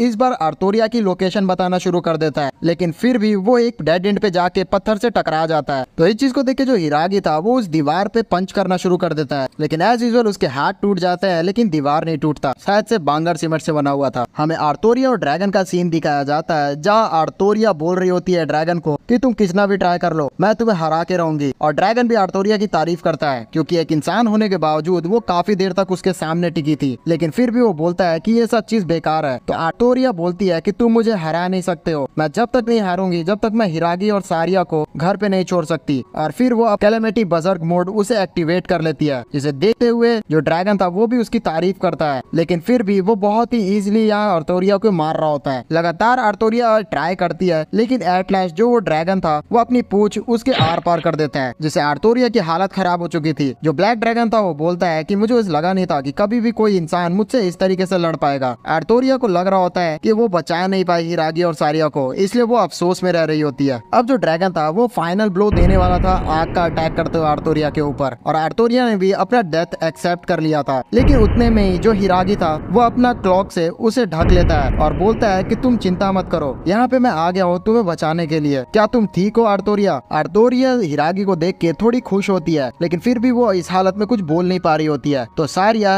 हिरागी को बोलती है कि इसे हील कर दो, तब तक मैं इसका ध्यान रखती हूँ। तो हिरागी वैसा ही करता है और फिर लड़ने के लिए चले जाता है ड्रैगन से। वहाँ पहुँच के वो उसे बोलता है कि मैं तुमसे बदला लेके रहूंगा मेरी दोस्त का, तुम देख लेना। वो ड्रैगन बोलता है कि इंसान कितने ज्यादा एकदम इरिटेटिंग होते हैं, तुम मेरा कुछ भी नहीं बिगाड़ पाओगे, और उसके ऊपर आग फेंक देता है। लेकिन हिरागी अपना इंस्टेंट स्पेल का यूज करते हुए उससे बच जाता है और फिर अपने अप्रेजल को यूज करता है, जिससे उसे पता चलता है कि इस ड्रैगन का नाम है ब्लैक ड्रैगन गॉड, जिसका लेवल है 5000। हिरागी को पता चल जाता है कि इससे पहले जो उसने स्कल मॉन्स्टर से लड़ा था ये उससे डबल ताकतवर है। फिर वो फिर भी अटैक करने की कोशिश करता है, लेकिन जो ड्रैगन था वो उसे मौका ही नहीं देता है और इस बार वो बहुत ही ज्यादा बुरी हालत करने लगता है हिरागी की। लेकिन लास्ट में वो और भी ज्यादा इरिटेट होता है क्योंकि हिरागी फिर भी एरोगेंस शो कर रहा था, इसलिए वो अपना फाइनल अटैक जो इन्फर्नो था उसे उसके ऊपर मारने वाला होता है, जिससे उसकी पूरी बॉडी एकदम ग्लो करने लग जाती है। हिरागी को समझ नहीं आ रहा था कि वो कैसे यहाँ पे लड़े। उतने में सारिया उसे बताती है कि वो वही अटैक इस्तेमाल करे जो कि वो उस पे करने वाला था। तो हिरागी फिर अपना छोटा डैगर निकालता है और फिर एंटी ग्रेविटी पुल का यूज करता है, जिससे वहाँ बहुत सारा जो समुद्र का पानी था उस ड्रैगन के ऊपर गिर जाता है, जिससे वो पूरी जगह तो थी पानी से ही भर जाती है। तो जो ड्रैगन था वो थोड़ा देर के लिए तो रुकता है, लेकिन फिर वो दोबारा से बाउंस बैक करते हुए बोलता है कि वो दोबारा से किसी भी इंसान से नहीं हारेगा। कहीं ना कहीं ये ड्रैगन जो है वो एक इंसान से इससे पहले हार चुका है, इसलिए उसका ईगो बहुत ही हर्ट है। फिर वो अपने माइंड मैनिपुलेशन का यूज करता है और साइकिक पावर से हिरागी को इधर उधर पटकने लग जाता है और हिरागी इस चीज को रोक ही नहीं पा रहा होता है। फिर ड्रैगन बोलता है कि अब तुम खत्म हो चुके हो। अपने पंजे को ले आके हिरागी पे मारने वाला होता है और हिरागी उसके अटैक से दूर भाग ही नहीं पा रहा होता है। वो प्रे करता है कि वो इस जगह से निकल पाए और सही समय पे उसका मैजिक काम कर जाता है और वो इधर से भाग उठता है। फिर हिरागी अपने तलवार का यूज करते हुए एक ऐसा अटैक करता है जिससे फाइनली इस ड्रैगन को बहुत ही ज्यादा दर्द होता है। ड्रैगन बोलता है कि मैं तो बस यहाँ पे आराम से रहना चाहता था उसके साथ, और ये बोल के उसकी बॉडी डिसइंटीग्रेट हो जाती है। और फिर फाइनली इतनी मशक्कत करने के बाद हिरागी यहाँ पे हरा देता है ब्लैक ड्रैगन गॉड को, जिसके बदले में उसे वह चेस्ट मिलता है। उस चेस्ट के अंदर हिरागी को बहुत सारे सामान मिलते हैं। जो सारिया थी वो भी उसके पास आती है और उसे बोलती है कि तुम ठीक तो हो ना। हिरागी को ड्रैगन को मारने की वजह से बहुत सारा लेवल अप भी मिलता है और वो पूछता है सारिया से कि क्या आर्थोरिया ठीक है, तो वो बताती है कि उसने हीलिंग हर्ब्स तो खा लिए हैं और अभी वो आराम कर रही है, चलो अब हमें यहाँ से निकलना चाहिए। जिसपे हिरागी बोलता है कि अरे यार मुझे तो यहाँ से निकलने का रास्ता ही नहीं पता, तब हम लोग निकलेंगे कैसे। तो उसे थोड़ा दिमाग खनकता है और वो सोचता है कि उस चेस्ट के अंदर ही कुछ ना कुछ तो जरिया होगा ही। और वो जैसे ही उस ड्रैगन का चेस्ट खोलता है तो उसके अंदर से बहुत सारे आइटम तो मिलते ही हैं, जिसमें उसे पता चलता है उसके पास अब एक स्पेशल मैजिक भी आ चुका है जिससे वो थोड़ा स्पेस मैनिपुलेशन कर सकता है, और उसे एक ऐसा रोब मिल चुका है जिससे वो तलवार से भी प्रोटेक्टेड रह सकता है और फायर से भी। उस चेस्ट में उसको लास्ट आइटम एज यूजुअल उस ड्रैगन गॉड की बायोग्राफी मिलती है, जिसमें हमें बैक स्टोरी बताई जाती है उस ड्रैगन गॉड की। दरअसल ये जो ड्रैगन गॉड था पहले इंसानों के लिए काम किया करता था और इसकी स्किल्स को यूज करके इंसान बहुत ही तगड़े हथियार भी बनाया करते थे। लेकिन एक समय पता नहीं एक राजा को क्या सूझा और वो इस ड्रैगन के ऊपर अपने सोल्जर से अटैक करना शुरू कर दिया। वक्त रहते ही जो डेविल किंग था उसने इस ड्रैगन को बचाया, लेकिन फिर इंसानों ने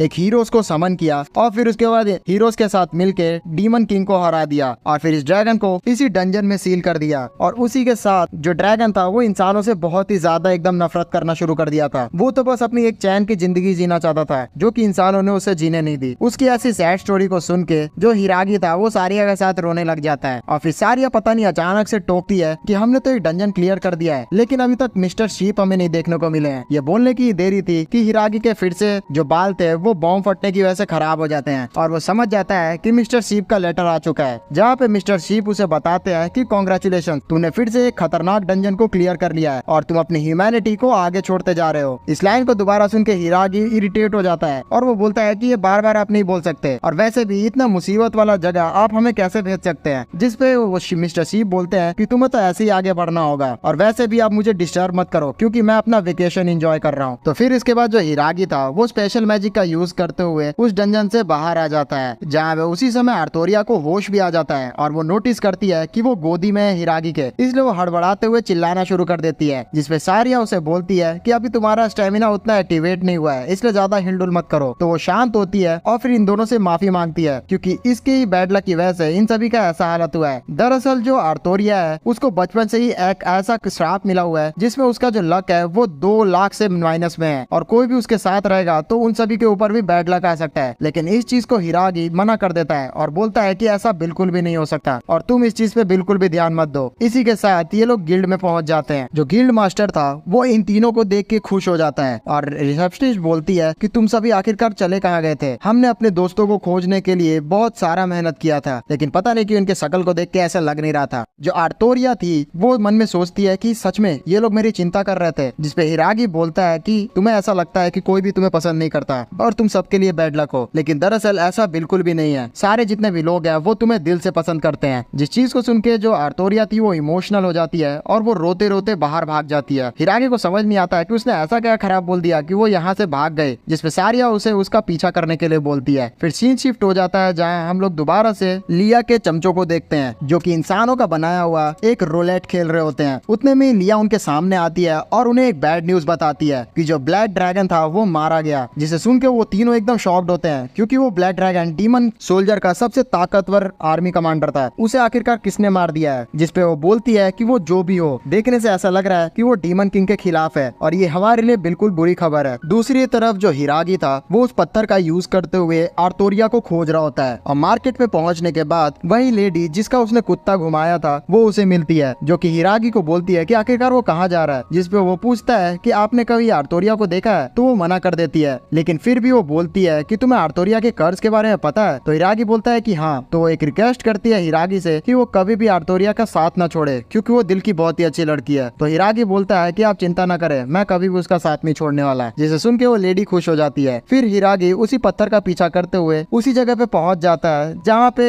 अपने फर्स्ट ट्रेनिंग के दौरान उसने एक बिल्डिंग को गिरा दिया था और दरअसल आर्थोरिया यहीं पे आके एक जगह पे वैसे ही बैठी हुई थी। वहाँ पहुँचते ही हिरागी उसे बोलता है कि आखिरकार तुम यहाँ पे क्या कर रही हो। तो आर्तोरिया उसे बहुत ही दबे शब्दों में बोलती है कि तुम्हें क्या लगता है कि मैं लोगों के लिए क्या हूँ। तो खुश होते हुए हिरागी उसे बोलता है कि तुम इतना क्यों सोचती हो, दरअसल लोग तुम्हें उतना ही पसंद करते हैं जितना वो बाकियों को करते हैं, कोई भी लोग तुम्हें कर्ज नहीं समझता। फिर भी पता नहीं जो आर्तोरिया थी वो थोड़ी सैड लग रही थी। तो हिरागी को याद आता है उसी लेडी की बात, तो वो कंसोल करने के लिए आर्तोरिया को मौका मिलते ही फायदा उठा लेता है और उसे हक कर लेता है और उसे बोलता है कि तुम बिल्कुल भी मत सोचो ऐसा उल्टा सीधा, क्योंकि हम सभी तुम्हारे साथ हमेशा हैं। तो जो आर्तोरिया थी थोड़ा इमोशनल हो जाती है। दूसरी तरफ जो गिल्ड था उसके अंदर सारिया चिंता कर रही थी कि जो हिरागी है वो आर्तोरिया को लेके आएगा कि नहीं, लेकिन गिल्ड मास्टर बोलता है कि तुम चिंता मत करो, मेरे मसल्स बता रहे हैं कि वो लोग एकदम ठीक ही होंगे। दोबारा से फिर हमें आर्तोरिया और हिरागी का सीन दिखाया जाता है, जहाँ पे आर्तोरिया को थोड़ा अजीब लग रहा था कि हिरागी उसे इस तरीके से पकड़ के बैठा हुआ है, जिस पे हिरागी उसे बोलता है कि नहीं, यहाँ पे मैं तुम्हें तब तक नहीं छोड़ूंगा जब तक तुम अच्छा फील नहीं करती हो। लेकिन दरअसल यहाँ पे तो ये मौके का फायदा उठाते हुए खुद को ही अच्छा फील करा रहा था। लेकिन आर्तोरिया के थोड़ा इंसिस्ट करने पे हिरागी उसे छोड़ देता है। लेकिन फिर अचानक से हिरागी को याद आता है कि आर्तोरिया का जो लक है वो 2 मिलियन नेगेटिव है, इसलिए फिर वो अपने पॉकेट में से वही रिंग निकालता है जो कि उसे डंजन में मिला था और उस रिंग को डायरेक्टली वो आर्तोरिया को पहना देता है और उसे बोलता है कि क्योंकि तुम्हारा जो लक है वो 2 मिलियन नेगेटिव है, इसलिए ये रिंग ऑफ हैप्पीनेस उसे नेग्लेक्ट कर देगा और अब तुम्हारा जो लक है वो पॉजिटिव में चला जाएगा। लेकिन आर्तोरिया को ये बात सच नहीं लग रही होती है, तो हिरागी उसे भरोसा दिलाता है कि अब से वो किसी के लिए भी कैलेमिटी नहीं है, वो भरोसा कर सकती है, वो अब सब लोगों के साथ आराम से रह सकती है इस चिंता के बिना कि वो किसी का बैड लक हो सकती है, और वैसे भी मैं उसके साथ हमेशा रहूंगा। उसकी इस तरीके से बातों को सुन के जो आर्तोरिया थी उसे दूर धक्का दे देती है शर्मा के, जिसे हिरागी समझ नहीं पाता है कि आखिरकार ऐसा क्यों हो रहा है। लेकिन फिर उसके पास थोड़ा दिमाग आता है और वो अपने बैक किए हुए सारे काम को एनालाइज करता है, तो उसे ऐसा लगता है कि अरे उसने गलती से तो आर्तोरिया को प्रपोज कर दिया,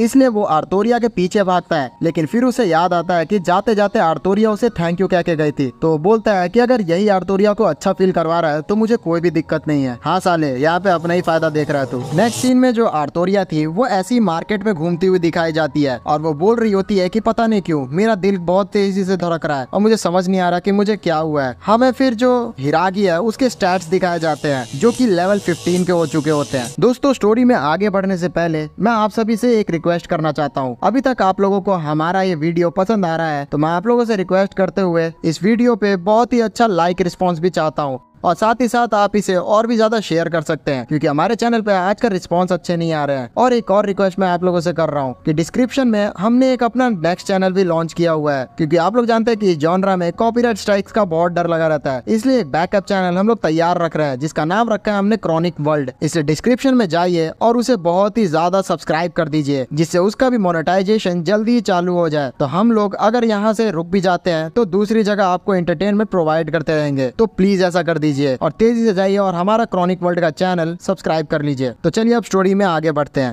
फिर कुछ समय बीतता है और हिरागी सारिया के सामने बैठा हुआ होता है और वो बहुत ही ज्यादा चिंता कर रहा होता है क्योंकि जब से वो इंसिडेंट हुआ है तब से आर्तोरिया उसे अवॉइड कर रही है और पता नहीं क्यों वो उससे बात नहीं करना चाह रही है, जिसपे सारिया उसे बोलती है कि तुम चिंता मत करो, ऐसा नहीं कि आर्तोरिया तुम्हें हेट करती है, बस कहीं ना कहीं वो तुमसे फेस टू फेस मिल नहीं पा रही है। तो हिरागी को इससे थोड़ा हिम्मत मिलती है और वो फिर सारिया से पूछता है कि आखिरकार वो अभी क्या करेगी, जिसपे वो बताती है कि वो अभी ऑर्फनेज जाने वाली है जहाँ पे अभी रेगुलरली उसने क्वेस्ट लेना शुरू कर दिया है।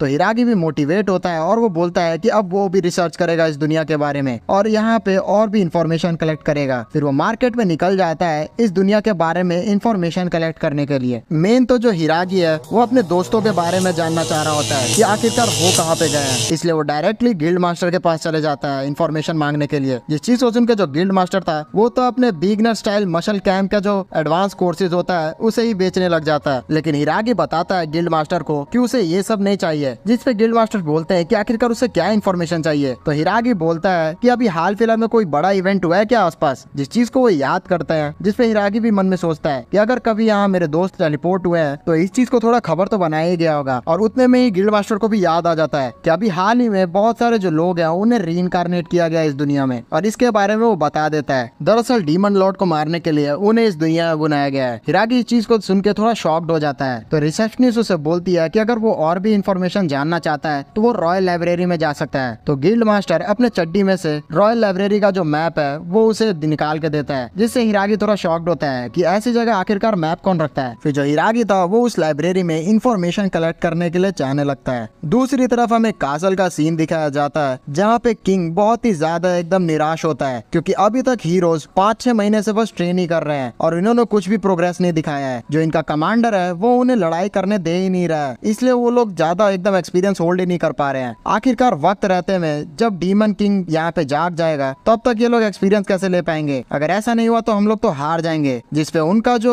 खबरी था वो उन्हें सजेस्ट करता है कि उन्हें रॉयल अकेडमी में भेज देना चाहिए ट्रेनिंग के लिए। वहाँ पे जैसे ही वो लोग जाएंगे तो उनकी मजबूरी हो जाएगी सीखना, और हमारा जो कमांडर है उसके ऊपर से भी उनका कंट्रोल छूट जाएगा। तो हो सकता है कि वो लोग जो चाह रहे हैं डीमंस के साथ लड़ना वो भी लड़ पाए। तो किंग को ये चीज थोड़ा सा एकदम अजीब लगता है, लेकिन अपने खबरी को इंसिस्ट करते हुए देख के वो इस चीज के लिए तैयार हो जाता है। किंग को कहीं ना कहीं ये लग रहा होता है कि जो हीरोज है वो उनको डिसोबे करना ना शुरू कर दे। तो खबरी बोलता है कि आप चिंता ना करें, यहाँ पे अगर वो लोग ऐसा करने के सोचेंगे भी तो हम लोग उन्हें ये स्लेव कॉलर पहना देंगे, जिससे वो लोग हमारा कहा हुआ मना ही नहीं कर पाएंगे। तो इसे देख के जो किंग था वो थोड़ा मोटिवेट हो जाता है। दूसरी तरफ जो हिरागी था वो लाइब्रेरी में पहुंच चुका होता है और वहाँ वो किताबों में इंफॉर्मेशन कलेक्ट करने लग जाता है। किताबों को पढ़ते हुए उसे ये पता चल रहा होता है कि हर जगह डीमंस को बुरा दिखाया गया है, लेकिन अगर पढ़ने बैठो तो इंसानों ने तो डीमंस के ऊपर उनसे भी ज्यादा एकदम बुरा किया है। तो आखिरकार यहाँ पे सही कौन है? हिरागी थोड़ा परेशान हो जाता है क्योंकि उसे कुछ भी कंक्लूजन नहीं मिल रहा था, लेकिन अचानक से उसके सर पे कोई चीज आके गिरती है और उसका एक स्किल इनहैंस हो जाता है। तो हिरागी को पता चल जाता है कि वो किताबें पढ़ते जाएगा तो उसको ज्यादा ध्यान देने की भी जरूरत नहीं है, बस पेज पलटने से उसे स्किल्स मिल जाएंगे। तो वो काफी देर तक ऐसा ही करता है और वो हजारों किताबें पढ़ जाता है और उसे बहुत सारी स्किल्स भी मिल जाती है। लेकिन हिरागी इस चीज से लास्ट में परेशान हो जाता है और वो बोलता है कि अरे यार मैं तो नॉर्मल जीना चाहता था। नेक्स्ट सीन में फिर वो बहुत ही ज्यादा निराश होते हुए मार्केट में घूम रहा होता है क्योंकि उसे कोई भी इंफॉर्मेशन अपने दोस्तों से रिलेटेड पता ही नहीं चली। लेकिन एक जगह पे वो एक बच्ची को देखता है जिसके कान एकदम जानवरों जैसे होते हैं और उसने बहुत ही प्यारी आर्ट बना के बेचने की ट्राई कर रही होती है। तो हिरागी को उसका आर्ट पसंद आता है, इसलिए वो पैसे दे के एक आर्ट को खरीद लेता है। फिर उस फोटो को लेने के बाद जो हिरागी था वहाँ से निकल जाता है और अचानक से उसे बहुत ही स्वादिष्ट खाने की स्मेल आती है, जिसका पीछा करते हुए वो एक कैफे में पहुंच जाता है और उस कैफे के वो अंदर घुसता है। लेकिन उसे लगता है कि कहीं गिल्ड की तरह यहाँ पे भी अजीब लोग ना रहे, लेकिन उसका खाने का स्वाद उसे अंदर खींच लाता है, जहाँ अंदर उसे दो लोग दिखाई देते हैं, एक बारटेंडर और उसके सामने बैठा हुआ आदमी जो कि उसका वेलकम करते हैं। फिर हमें आर्तोरिया का सीन दिखाया जाता है जहाँ आर्तोरिया ऐसी मार्केट में घूमते हुए सोच रही होती है कि आखिरकार मेरे चेस्ट में अजीब सा फील क्यों हो रहा है। आर्तोरिया समझ नहीं पा रही होती है कि आखिरकार ये सब उसके साथ क्यों हो रहा है। उतने में ही उसके सामने वही लेडी आ जाती है जो कि उसे सजेशन देने के लिए बुलाती है। फिर हमें दोबारा से हिरागी का सीन दिखाया जाता है जो कि बहुत ही स्वादिष्ट खाना खाने के बाद बहुत ही संतुष्ट हो चुका होता है। उसके बगल में बैठा हुआ एक आदमी उसे अपना इंट्रोडक्शन देते हुए बोलता है कि वो एक नॉर्मल सा कॉमनर है। फिर हमें दोबारा आर्तोरिया का सीन दिखाया जाता है जहाँ वो लेडी आर्तोरिया को सिम्टम्स को देखने के बाद बोलती है कि दरअसल उसे हिरागी से प्यार हो गया।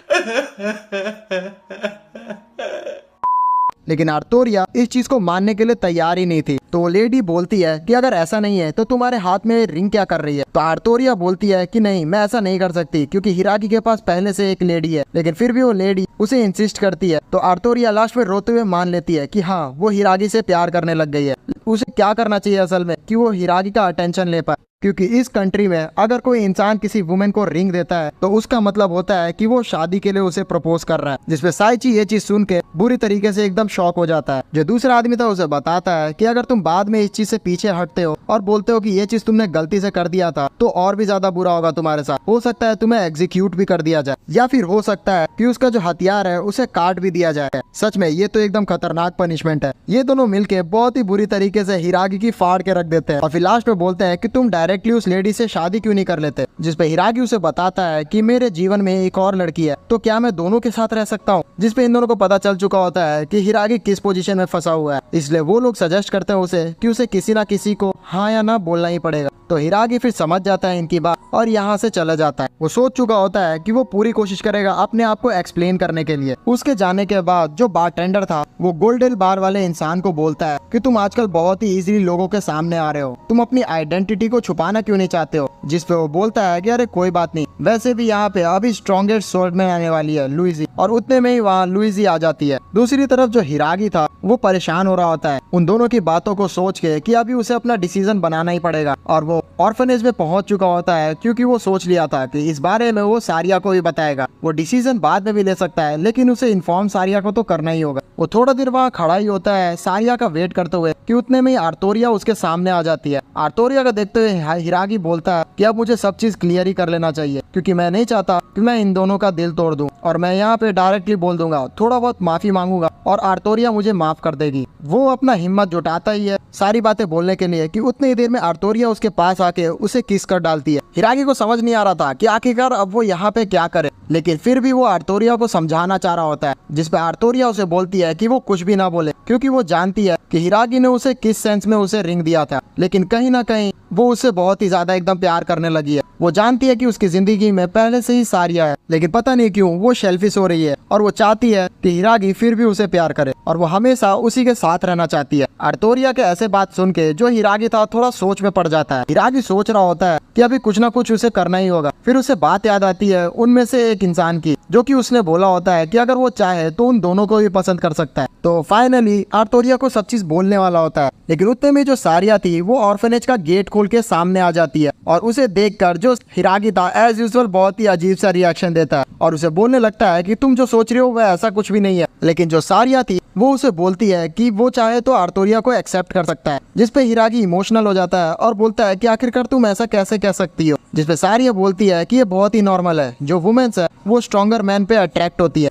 वो चाहती है कि जो हिरागी है वो एक्सेप्ट कर ले आर्तोरिया को, जिसपे हिरागी भी समझ नहीं पाता है और वो आर्तोरिया की भी फीलिंग्स जानना चाहता है। तो जो आर्तोरिया थी वो भी इस चीज को एक्सेप्ट कर लेती है और उसे बोलती है हक करते हुए कि अब वो उसे आर्तोरिया से नहीं सिर्फ आर से बुलाए, क्योंकि ये निकनेम उसके बहुत ही क्लोज वाले दोस्त बोलते हैं। तो इसके बाद जो हिरागी था वो उसे प्रपोज करता है और इसके बाद ये दोनों एक दूसरे को किस कर लेते हैं। इसके बाद इन तीनों की हैप्पी फैमिली आ जाती है, एक गोरिल्ला, एक इनह्यूमन इंसान और एक अड़ियल लड़की। इन तीनों की हैप्पी फैमिली तैयार तो हो गई थी और पता नहीं कहाँ अचानक से जो गिल्ड मास्टर था वो भी वहाँ पे आके नाचने लग जाता है और इन तीनों को कॉन्ग्रेचुलेशन बोलता है। देखते देखते यहाँ पे बहुत सारे लोग आ जाते हैं और वो इन तीनों को कॉन्ग्रेचुलेट करते हैं। पता नहीं यार इस दुनिया में कुछ भी हो रहा है, ऐसी अब्सर्ड सी चीजें आप सभी को मेरे को लग रहा है पसंद आ रही है। और कहीं ना कहीं से दूर से एक जो अजीब सी डोंकी थी वो भी हिरागी को देख रही होती है और अभी आगे चल के हमें इस डोंकी की भी स्टोरी पता चलेगी, जो कि आपको पता हम लोग हिरागी को देखते हैं जो कि गिल्ड मास्टर के सामने बैठा हुआ रहता है, जहाँ वो गिल्ड मास्टर के मुंह को देखते हुए पूछता है उनसे कि आखिरकार क्या हो गया। तो गिल्ड मास्टर उसे बोलते हैं कि जितने भी एडवेंचरर्स होते हैं उन सभी के पास अपना एक घोड़ा होता है, लेकिन तुमने अभी तक एडवेंचरिंग तो स्टार्ट कर दिया है लेकिन अपना घोड़ा ही नहीं खरीदा है। उतने में ही वो अपने चड्डी में से हॉर्स खरीदने वाले एक शॉप का एड्रेस निकाल के दे देते हैं हिरागी को। तो हिरागी को मजबूरी में वहाँ जाना ही पड़ता है। जो सारिया थी वो अपने काम से निकल चुकी थी चर्च और आर्तोरिया भी अपना अलग एडवेंचर पे थी, इसलिए हिरागी अकेला था। फिर जैसे ही वो शॉप के बाहर पहुंचता है तो जो शॉप का ओनर था वो उसे ग्रीट करते हुए पूछता है कि आपको क्या चाहिए। तो हिरागी उसे बताता है कि मुझे बस एक घोड़ा चाहिए। तो शॉप ओनर उसे बताता है कि क्या आप कोई टूर्नामेंट में पार्टिसिपेट करने वाले हैं। हिरागी को इस टूर्नामेंट के बारे में पता ही नहीं था, तो वो पूछता है कि आखिरकार ये क्या है। तो शॉप ओनर बताता है कि इस जगह पे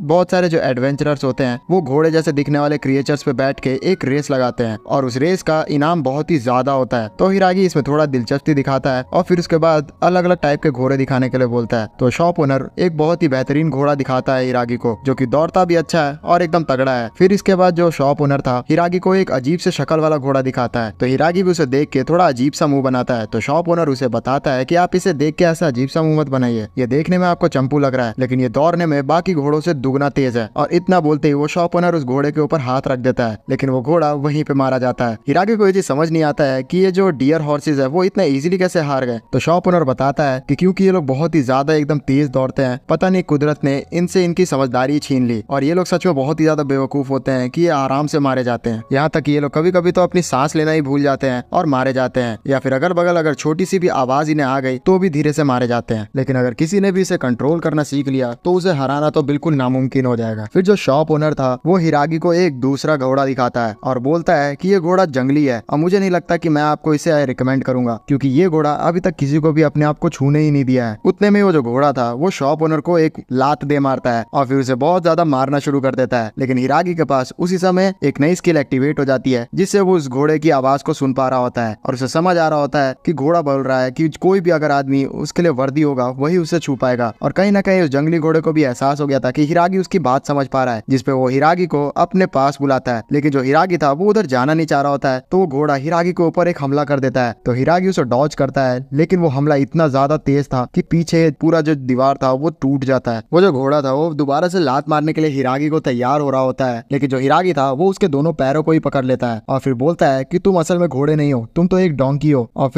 फिर जो डोंकी था उसको वो अपने ऊपर उठा लेता है, जिसके बाद जो वो डोंकी था वो थोड़ा एकदम शर्माते हुए बोलने लगता है कि प्लीज मुझे नीचे उतारो। तो हिरागी बोलता है कि नहीं, मैं नीचे उतारूंगा तो तुम मुझे दोबारा से मारोगे, जिसपे वो घोड़ा हार मान जाता है और बोलता है कि नहीं, मैं तुम्हें बिल्कुल भी एकदम नहीं मारूंगी। तो हिरागी वही करता है और उसे जमीन में उतार देता है। इसके बाद वो जो डोंकी था वो उससे माफी मांगने लगता है और बोलता है कि मैंने आपको अपना मास्टर मान लिया है, आप सच में बहुत ही ज्यादा ताकतवर और वर्दी हैं। कहीं ना कहीं इसके चाल ढाल से हमें पता चल रहा है कि ये जो डोंकी है वो कोई फीमेल डोंकी है और फिर अपना नाम भी बताती है ये, जो कि होता है लुलू ने। तो जो हिरागी था वो इसके रिक्वेस्ट को एक्सेप्ट कर लेता है। उतने में ही जो शॉप ओनर था वो भी अपने होश में से आ जाता है। उसके होश में आते हुए देख के हिरागी उसे डायरेक्ट बोलता है कि मुझे ये घोड़ा दे दो। तो जो शॉप ओनर था वो हिरागी के ऊपर ही चिल्लाने लगता है कि इतना ज्यादा एकदम अच्छे अच्छे घोड़ा दिखाने के बाद तुम्हें ये बकवास घोड़ा ही पसंद आया। तो लुलू ने के बिल्कुल भी पसंद नहीं आता है और वो 1 लाख दे मारते हुए उस शॉप ओनर को फिर से बेहोश कर देती है। फिर हिरागी और लुलू ने ऐसे ही बाजार में निकल जाते हैं, जहाँ पे लुलू ने बहुत समय बाद बाजार में आके बहुत ही खुश लग रही होती है। लेकिन बीच रास्ते में ही उसे भूख भी लग जाती है। तो हिरागी उसे बोलता है कि कोई नहीं, मैं तुम्हें खाना खिलाता हूँ। और लुलू ने इतना अच्छा जेस्चर देख के हिरागी का उससे और भी ज्यादा इंप्रेस हो चुकी होती है। फिर ये दोनों मिलके खाना खा लेते हैं और आगे बढ़ जाते हैं। एक जगह पे पहुंच के जो हिरागी था उसे वही लड़की दिखाई दी जाती है जिससे उसने पेंटिंग खरीदी थी और उसका भाई उसे डांट रहा होता है क्योंकि वो लड़की अपना टैलेंट को यूटिलाइज ही नहीं करना चाह रही होती है। दरअसल उसका भाई चाह रहा होता है कि वो एक पेंटिंग कंपटीशन में पार्टिसिपेट करे जो कि रॉयल कप से पहले होने वाली है, लेकिन कहीं ना कहीं वो लड़की इसमें पार्टिसिपेट करने के लिए तैयार ही नहीं हो रही होती है। तो उसी को मोटिवेट करने के लिए जो हिरागी था वो उसे बोलता है कि कोई नहीं, मैं इस बार रॉयल कप में पार्टिसिपेट करने वाला हूँ और अगर मैं पार्टिसिपेट कर रहा हूँ तो तुम भी कर सकती हो। ये सुन के वो दोनों भाई बहन ही शॉक्ड हो जाते हैं क्योंकि रॉयल कप बहुत ही ज्यादा डिफिकल्ट होता है। तो वो कंफर्म करते हैं हिरागी से कि क्या सच में वो पार्टिसिपेट कर रहा है। तो हिरागी बोलता है कि अगर मेरे पार्टिसिपेट करने से मे को बहुत ही ज्यादा एकदम अच्छा मोटिवेशन मिलेगा तो कोई भी दिक्कत नहीं है। तो जो उसका भाई था इस चीज को सुनकर खुश हो जाता है और फिर बताना शुरू करता है कि जो रॉयल कप है उसका जो प्राइस है वो बहुत ही ज्यादा अच्छा है और मैंने तो सुना है कि इस बार प्राइज में एक लेजेंडरी जाइकेंटिक फिश भी मिलने वाली है और जहाँ तक मैं जान रहा हूँ कि 5th प्राइज पे हमें जाके वो फिश मिलेगी। जिसे सुनते ही जो लुलू ने थी वो बहुत ही ज्यादा एक्साइटेड हो जाती है क्योंकि उसे कहीं ना कहीं ये जो फिश था उसे चखना था। तो हिरागी भी इसकी बात को समझता है और ये दोनों डिसाइड करते हैं कि ये लोग कुछ भी करके 5th प्राइज ही जीतेंगे। फिर नेक्स्ट डे आ जाता है जहाँ पे अब आज रॉयल कप होने वाला था और सारिया और आर्तोरिया भी हिरागी और लुलू को मोटिवेट करने के लिए आए थे। फिर वो लोग जैसे ही कंपटीशन को स्टार्ट करने वाले होते हैं तो हिरागी थोड़ा डिमोटिवेट हो जाता है क्योंकि अगल बगल जितने भी एडवेंचरर्स थे उन सभी के पास बहुत ही अच्छा घोड़ा था, लेकिन लुलू ने बहुत ही ज्यादा मोटिवेट थी कि उसे कैसे भी करके 5th प्राइज को जीतना है। फिर रेस की अनाउंसर आती है सामने जो कि एक वैल्करी होती है और वो बताती है कि अब हमारा जो प्राइजेस है उसको अनाउंसमेंट होने वाला है। और जितने भी प्राइजेस थे वो थोड़े अजीबोगरीब ही थे। जैसे 2nd प्राइज में वैल्करी की जो मास्टर थी उनके फोटो मिलने वाले थे और 1st प्राइज में आप वैल्करी की जो लीडर है उनके साथ एक दिन बिता सकते हैं।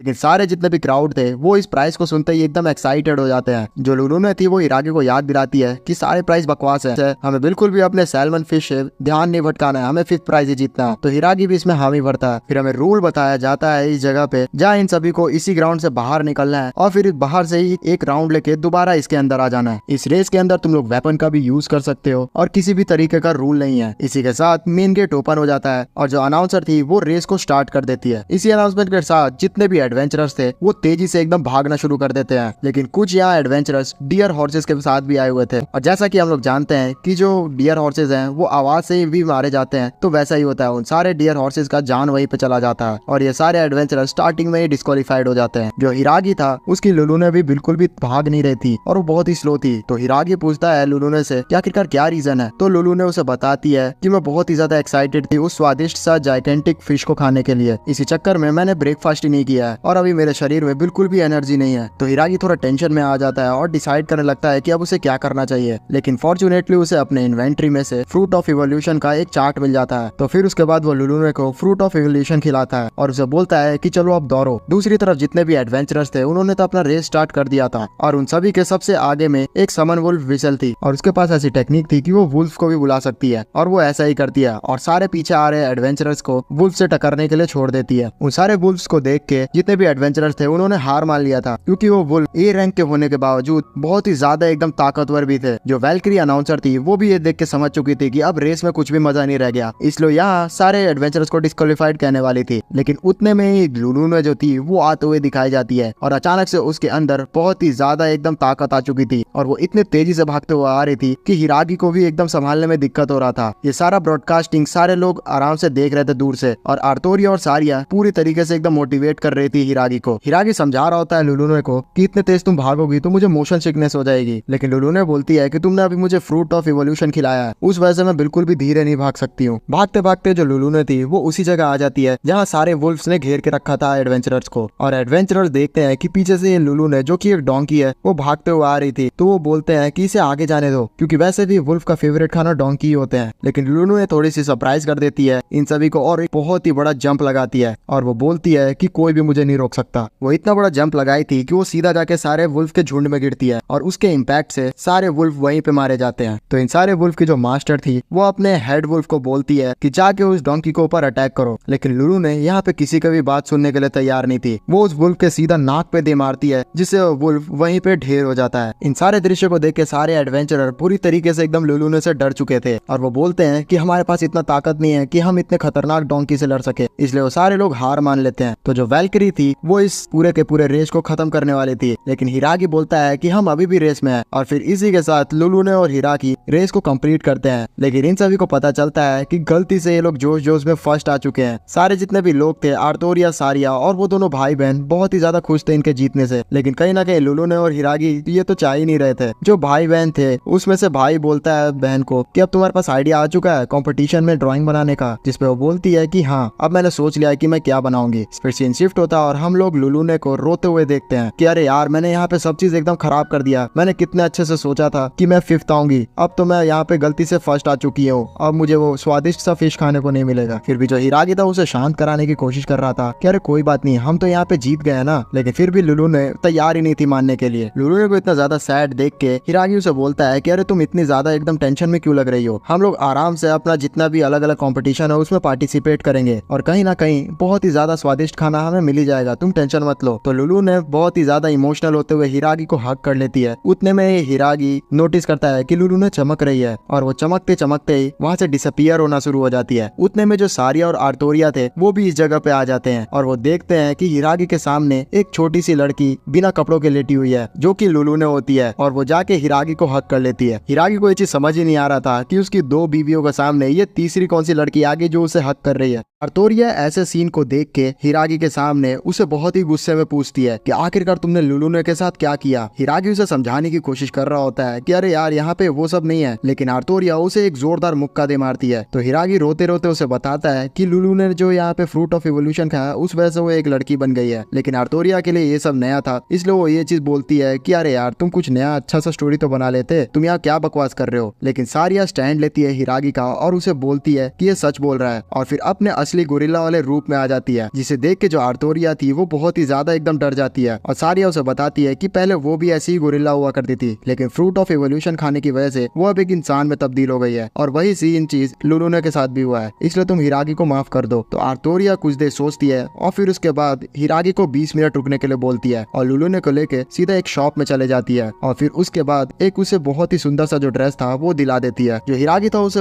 लुलुने का नया ड्रेस बहुत ही ज्यादा एकदम पसंद आता है और वो उसकी तारीफ भी कर रहा होता है। ये तीनों आपस में बात करने लग जाते हैं। उतने ही देर में यहाँ कुछ वैल्किरी आ जाती है और वो पूछती है कि यहाँ हिरागी आखिरकार कौन है। तो हिरागी बताता है कि मेरा नाम ही हिरागी है। तो वैल्किरी उसके हाथों में बेड़ियां लगा देती है और उसे बोलती है कि हमें बोला गया है कि तुम सभी को हमारे साथ आना है। तो हिरागी उन्हें समझाने लगता है कि अरे मैंने क्या किया है, तुम लोग मेरे साथ ऐसे कैसे कर सकते हो, लेकिन वो सुनती ही नहीं है। फिर दूसरे सीन में हम लोग डीमन कासल को देखते हैं, जहाँ पे डीमन कासल में सारे डीमंस की एक मीटिंग चल रही होती है और हाई जो जनरल्स थे उन सभी सभी के वो वहाँ पे बैठे हुए रहते हैं। दरअसल जो डीमन किंग की बेटी थी उसने ये मीटिंग बुलाया था जिसका नाम होता है लूटिया, और फिर वो सामने आ चुकी होती है। जिसके बाद सारे जनरल्स उससे पूछते हैं कि आखिरकार उसने ये मीटिंग बुलाई क्यों है, जिसपे लूटिया बताती है कि मैं कहीं ना कहीं अब चाहती हूँ कि इंसानों के साथ हमारा शांति समझौता हो जाए। जिसे जैसे ही उसका सेक्रेटरी सुनता है तो वो बोलता है कि हमने ऐसा तो बात नहीं किया था, आप ये चीज यहाँ पे आके क्यों बोल रही हैं। जिसपे लूटिया बोलती है कि अब मैंने डिसाइड कर लिया है, क्योंकि खून खराबे में कुछ भी नहीं रखा। सारे जनरल्स भी ये बात सुन के थोड़े एकदम शॉक्ड होते हैं और वो बोलते हैं लूटिया को कि तुम भूल तो नहीं रही हो कि ये वही इंसान है जिसने तुम्हारे फादर को कैद कर दिया है और अब वो तुम्हारे साथ नहीं रहते हैं। जिसपे लूटिया बोलती है कि मैंने सुना है कि किंग ऑफ विम्बर्ग जो है वो हमारे साथ शांति समझौता करना चाहते हैं और मैं इस मौके को बिल्कुल भी नहीं छोड़ना चाहती। ये एक ऐसी रेस है जो करते रहेंगे हम लोग तो बढ़ती ही रह जाएगी और मैं ये चीज नहीं चाहती। जिसे सुन के कुछ जनरल्स बोलना शुरू करते हैं कि हाँ, मैंने ऐसा सुना है कि अभी इंसानों के पास एक बहुत ही ताकतवर हीरो आ चुका है जिसने अभी हाल ही में हमारे सबसे स्ट्रॉन्गेस्ट वॉरियर ड्रैगन को हरा दिया था। जिसे जैसे ही ये सारे लोग भी सुनते हैं तो उन्हें भी शॉकिंग लगता है कि आखिरकार कोई इंसान हमारे सबसे स्ट्रॉन्गेस्ट वॉरियर को कैसे हरा सकता है। तो इस चीज की पुष्टि करने के लिए जो लूटिया थी वो वहाँ पे ड्रैगन के सोल को समन करती है और फिर उससे पूछती है कि आखिरकार ये बात सच है। जिसपे वो ड्रैगन बताता है कि हाँ, ये बात सच है, उस इंसान ने मुझे एकदम फेयर तरीके से हराया बिना किसी चीटिंग के और उसका नाम था सेइची हिरागी। तो मैं चाहता हूँ कि तुम दोबारा मुझे रिजरेक्ट नहीं करो, क्योंकि मैं अब शांति से जिंदगी बिताना चाहता हूँ। इन सारी चीजों को सुन के जो बटलर था लूटिया का वो बोलने लगता है कि आप ऐसे कैसे कर सकती हैं, आप देख रही है ना कि आपके सबसे स्ट्रॉन्गेस्ट वॉरियर को भी उस इंसान ने मार दिया है। तो लूटिया बोलती है कि मैं शांति चाहती हूँ, मैं बिल्कुल भी अब खून खराबा नहीं चाहती हूँ। तो बटलर याद दिलाता है कि अब हमारे ऊपर एक प्रोफेसी हुई थी कि अगर हम लोग ने यहाँ इंसानों के साथ हाथ मिला लिया तो हमारे ऊपर कैलेमिटी आएगी। जिसपे लूटिया बताती है कि अगर ऐसा हुआ तो मैं सारे जो लोग हैं उनको अपनी जान दे के बचाऊंगी। फिर भी जो बटलर था वो थोड़ा बहस कर रहा था जिसे सुन के सारे जनरल गुस्सा हो जाते हैं और वो बोलते हैं कि तुम अपने आप को ज्यादा बड़ा समझ रहे हो क्या लूटिया सामा से, जो वो कह रही है वही करो। और फिर उसको गुस्से में सारे बाहर निकाल देते हैं। तो जो बटलर था वो भी बड़बड़ाते हुए चला जाता है कि देखना, मेरी बात पूरी तरीके से एकदम सच निकलेगी। अंदर पे जो लूटिया थी वो अपने सारे टीममेट्स के साथ डिसाइड कर लेती है कि उन्हें अब इंसानों से शांति समझौता करना है। दूसरी तरफ जो हिरागी उसे वेल्क्रीज पकड़ के अपने कासल में लेके आ चुकी होती है, जहाँ पे हिरागी पूछता है कि अरे मैंने किया क्या है। जिसपे वो लोग बताते हैं कि अभी हाल ही में रॉयल कप तुमने ही ना जीता था। तो हिरागी को याद आता है कि हाँ, उस फर्स्ट प्राइज में उसे इन सभी के साथ एक दिन बिताने का मौका मिलेगा। तो सारी वेल्क्रीज उसका वीडियो को खोलती है और बताती है कि ये हमारा ट्रेनिंग ग्राउंड है। इस जगह पे खास बात यह है कि बहुत ही तगड़ा बैरियर लगाया हुआ है, तो यहाँ तो कोई भी जितना भी स्ट्रॉन्गेस्ट मेज है वो अपने फुल पावर के साथ प्रैक्टिस कर सकता है। उतने में वो लोग बोलती है कि दूर देखो, हमारी जो लीडर है वो अभी सही समय पे ट्रेनिंग कर रही है और सारे जितने भी वेल्क्रीज है उन्हें ट्रेन कर रही है। फिर हमें वही दिखाया जाता है कि किस तरीके से इनकी लीडर बहुत ही ज्यादा ओवर पावर हो रही होती है सारी वेल्क्रीज पे और वो बहुत ही इजीली उन सभी को एकदम हरा रही होती है। जो हिरागी था वो भी इस ताकत को देख के थोड़ा एकदम शॉक्ड हो जाता है और वो बोलता है कि ये जो भी है लुइस ब्लेज, ये सच में बहुत ही ज्यादा ताकतवर है। उतने में लुइस सामने आ जाती है हिरागी के और वो बोलती है कि मैं ही हूँ वेल्क्री की लीडर विम्बलडम किंगडम की, और क्या अगर तुम मेरी बात मानोगे तो तुम मेरे साथ एक मॉक बैटल कर सकते हो। जिसके लिए लुइस थोड़ा अजीब सा मुंह बनाने लग जाता है और कहीं ना कहीं इस बात को टालने लगता है, लेकिन लुइस उसकी बात नहीं सुनती है और उसे बैटल के लिए तैयार हो जाती है। जो लुइस थी वो हिरागी को बोलती है कि टेंशन मत लेना, ये तो बस एक वुडन स्वॉर्ड है। अगले सीन में जो सारे स्टूडेंट्स थे उन सभी को बारबाडोर एकेडमी में डाला जा रहा होता है। फिर दोबारा से हमें हिरागी और लुइस का बैटल दिखाया जाता है जो कि स्टार्ट हो चुका था और लुइस ने अपना पहला अटैक कर भी दिया था, लेकिन हिरागी उसे डॉज कर लेता है। लुइस ये चीज समझ ही नहीं पाती है कि आखिरकार कोई इंसान उसके बैटल को कैसे डॉज कर सकता है। जिसपे हिरागी बोलता है कि ये इतना भी आसान नहीं था, लेकिन लुइस बताती है कि अब मैं फुल पावर से तुम पे अटैक करने वाली हूँ, लेकिन हिरागी उसके सारे अटैक्स को डॉज कर रहा होता है। दूर खरी जो वेल्क्रीज थी उनके लिए भी ये चीज बहुत ही नई थी कि उनकी मास्टर लुइस के अटैक को कोई आखिरकार कैसे डॉज कर सकता है। जो लुइस थी वो लगातार अटैक करके हिरागी के ऊपर फाइनली थक जाती है और वो बोलती है कि अब उसे सीरियस होकर अपना एक अटैक करना होगा। तो जो हिरागी था वो उसे इस अटैक को करने के लिए मना करता है, लेकिन लुइस उसकी बात सुनने के लिए तैयार ही नहीं थी। लेकिन उतनी ही देर में जो हिरागी था उसका सिक्स सेंस एक्टिवेट हो जाता है और फिर वो किसी तरीके से रिफ्लेक्सेस का यूज करके उस लुइस के अटैक को डॉज कर लेता है और उसके एक लात से जो तलवार था उसे गिरा देता है और अपना तलवार उसके गर्दन पर रखते हुए उसे चित कर देता है। जितनी भी वेल्क्रीज थी वो इस चीज को देख के एकदम शॉक्ड हो जाती है। दूसरी तरफ जो लुइस थी वो अपनी हार को देखने के बाद हिरागी से बोलती है कि क्या वो उसे मास्टर कह सकती है। जिसपे हिरागी एकदम बोलता है कि ये क्या कह रही हो, तुम पागल तो नहीं होगी हो, आखिरकार मैं तुम्हें कैसे मास्टर लग रहा हूँ। उतने में जो लुइस की जो पार्टी मेंबर थी वो वो आती है हिरागी के पास और बोलती है कि मैं तुमसे कुछ अकेले में बात करना चाहती हूँ। अंदर ले जाने के बाद जो वो लड़की थी वो हिरागी को चाय पिलाती है और उसे थैंक्स करती है, जिसपे हिरागी को समझ नहीं आता है तो वो पूछ डालता है। तो वो लड़की बताती है कि जो लुइस थी वो बहुत ही ज्यादा एकदम ताकतवर है और वो इतनी ज्यादा ताकतवर थी कि कोई उससे लड़ ही नहीं पाता था, इसी वजह से वो पूरी तरीके से एकदम अकेली हो गई थी। लेकिन अब जब तुमने उसे हरा दिया है तो उसे थोड़ा एकदम अच्छा लगेगा। तब जाके हिरागी को थोड़ा बहुत चीजें समझ में आने लगती है। उतने में जो लुइस थी वो वहाँ पे इनकी बातों को इंटरप्ट करते हुए बीच में आ जाती है और वह हिरागी से सॉरी बोलती है उसे मास्टर कहने के लिए। तो जो हिरागी था वो बोलता है कि अरे कोई बात नहीं, तुम मुझे मास्टर कह सकती हो। फिर जो लुइस थी वो उसे थैंक्स कहती है तो हिरागी थोड़ा और एकदम ऑकवर्ड फील करने लगता है। फिर लुइस बताती है कि बचपन से ही वो एकदम प्रोडिजी रही है और वो स्वॉर्ड बहुत ही ज्यादा एकदम अच्छी तरीके से चलाया करती थी।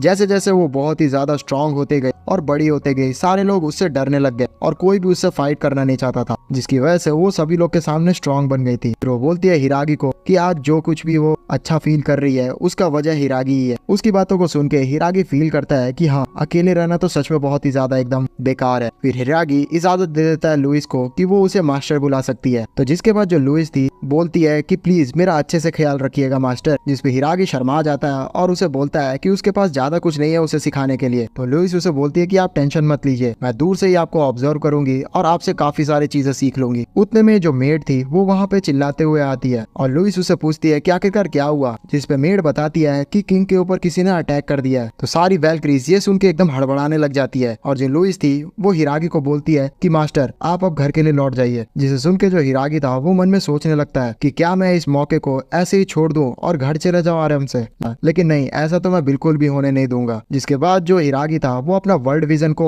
ऑन करता है और वो सारे जो कैसल थे उसे स्कैन करने लगता है किलर को ढूंढने के लिए। जिसके बाद जो हिरागी था वो पता लगा लेता है कि आखिरकार वो जो असासिन है वो कहाँ पे है और उसे ये भी पता चलता है कि जो असासिन है वो एक बच्ची है। तो जो हिरागी था वो अपनी टेक्निक का यूज करते हुए तेजी से वहाँ पे चला जाता है। जो असासिन थी वो सच में एक बच्ची ही निकलती है और वो मौके का इस्तेमाल करते हुए यहाँ से भागने वाली होती है, लेकिन हिरागी उसे वहीं पे रोक लेता है। हिरागी को देखते ही वो सोचती है कि आखिरकार इस इंसान ने उसका पता कैसे पता कर लिया और वो सीधा उसके ऊपर एक डैगर फेंक देती है। लेकिन हिरागी उसे पकड़ लेता है और बोलता है कि एक बच्ची के लिए एक डैगर को यूज करना थोड़ा ज्यादा बड़ा नहीं हो गया, और वैसे भी इस टैलेंट के साथ तुम एक असासिन क्यों? और ये बोलते हुए वो डैगर उसी के ऊपर फेंक देता है और उसे अचानक से बोलता है कि अरे इसे डॉच कर लेना। लेकिन वो जो असासिन थी वो उसे डॉच नहीं कर पाती है और वो जाके सीधा दीवार में अड़ती है। लेकिन फिर भी वो अपने जो अटैक था उसे कंटिन्यू रखती है हिरागी के ऊपर, जिसे हिरागी अवॉइड करने के लिए उसे सीधा पीछे से नॉक देके बेहोश कर देता है और फिर उसे गोदी में उठा लेता है। उतने में जितनी वैल्क्रीज थी वो वहाँ पे आ जाती है और उसे पूछती है कि आखिरकार ये बच्ची कौन है। हिरागी को अपने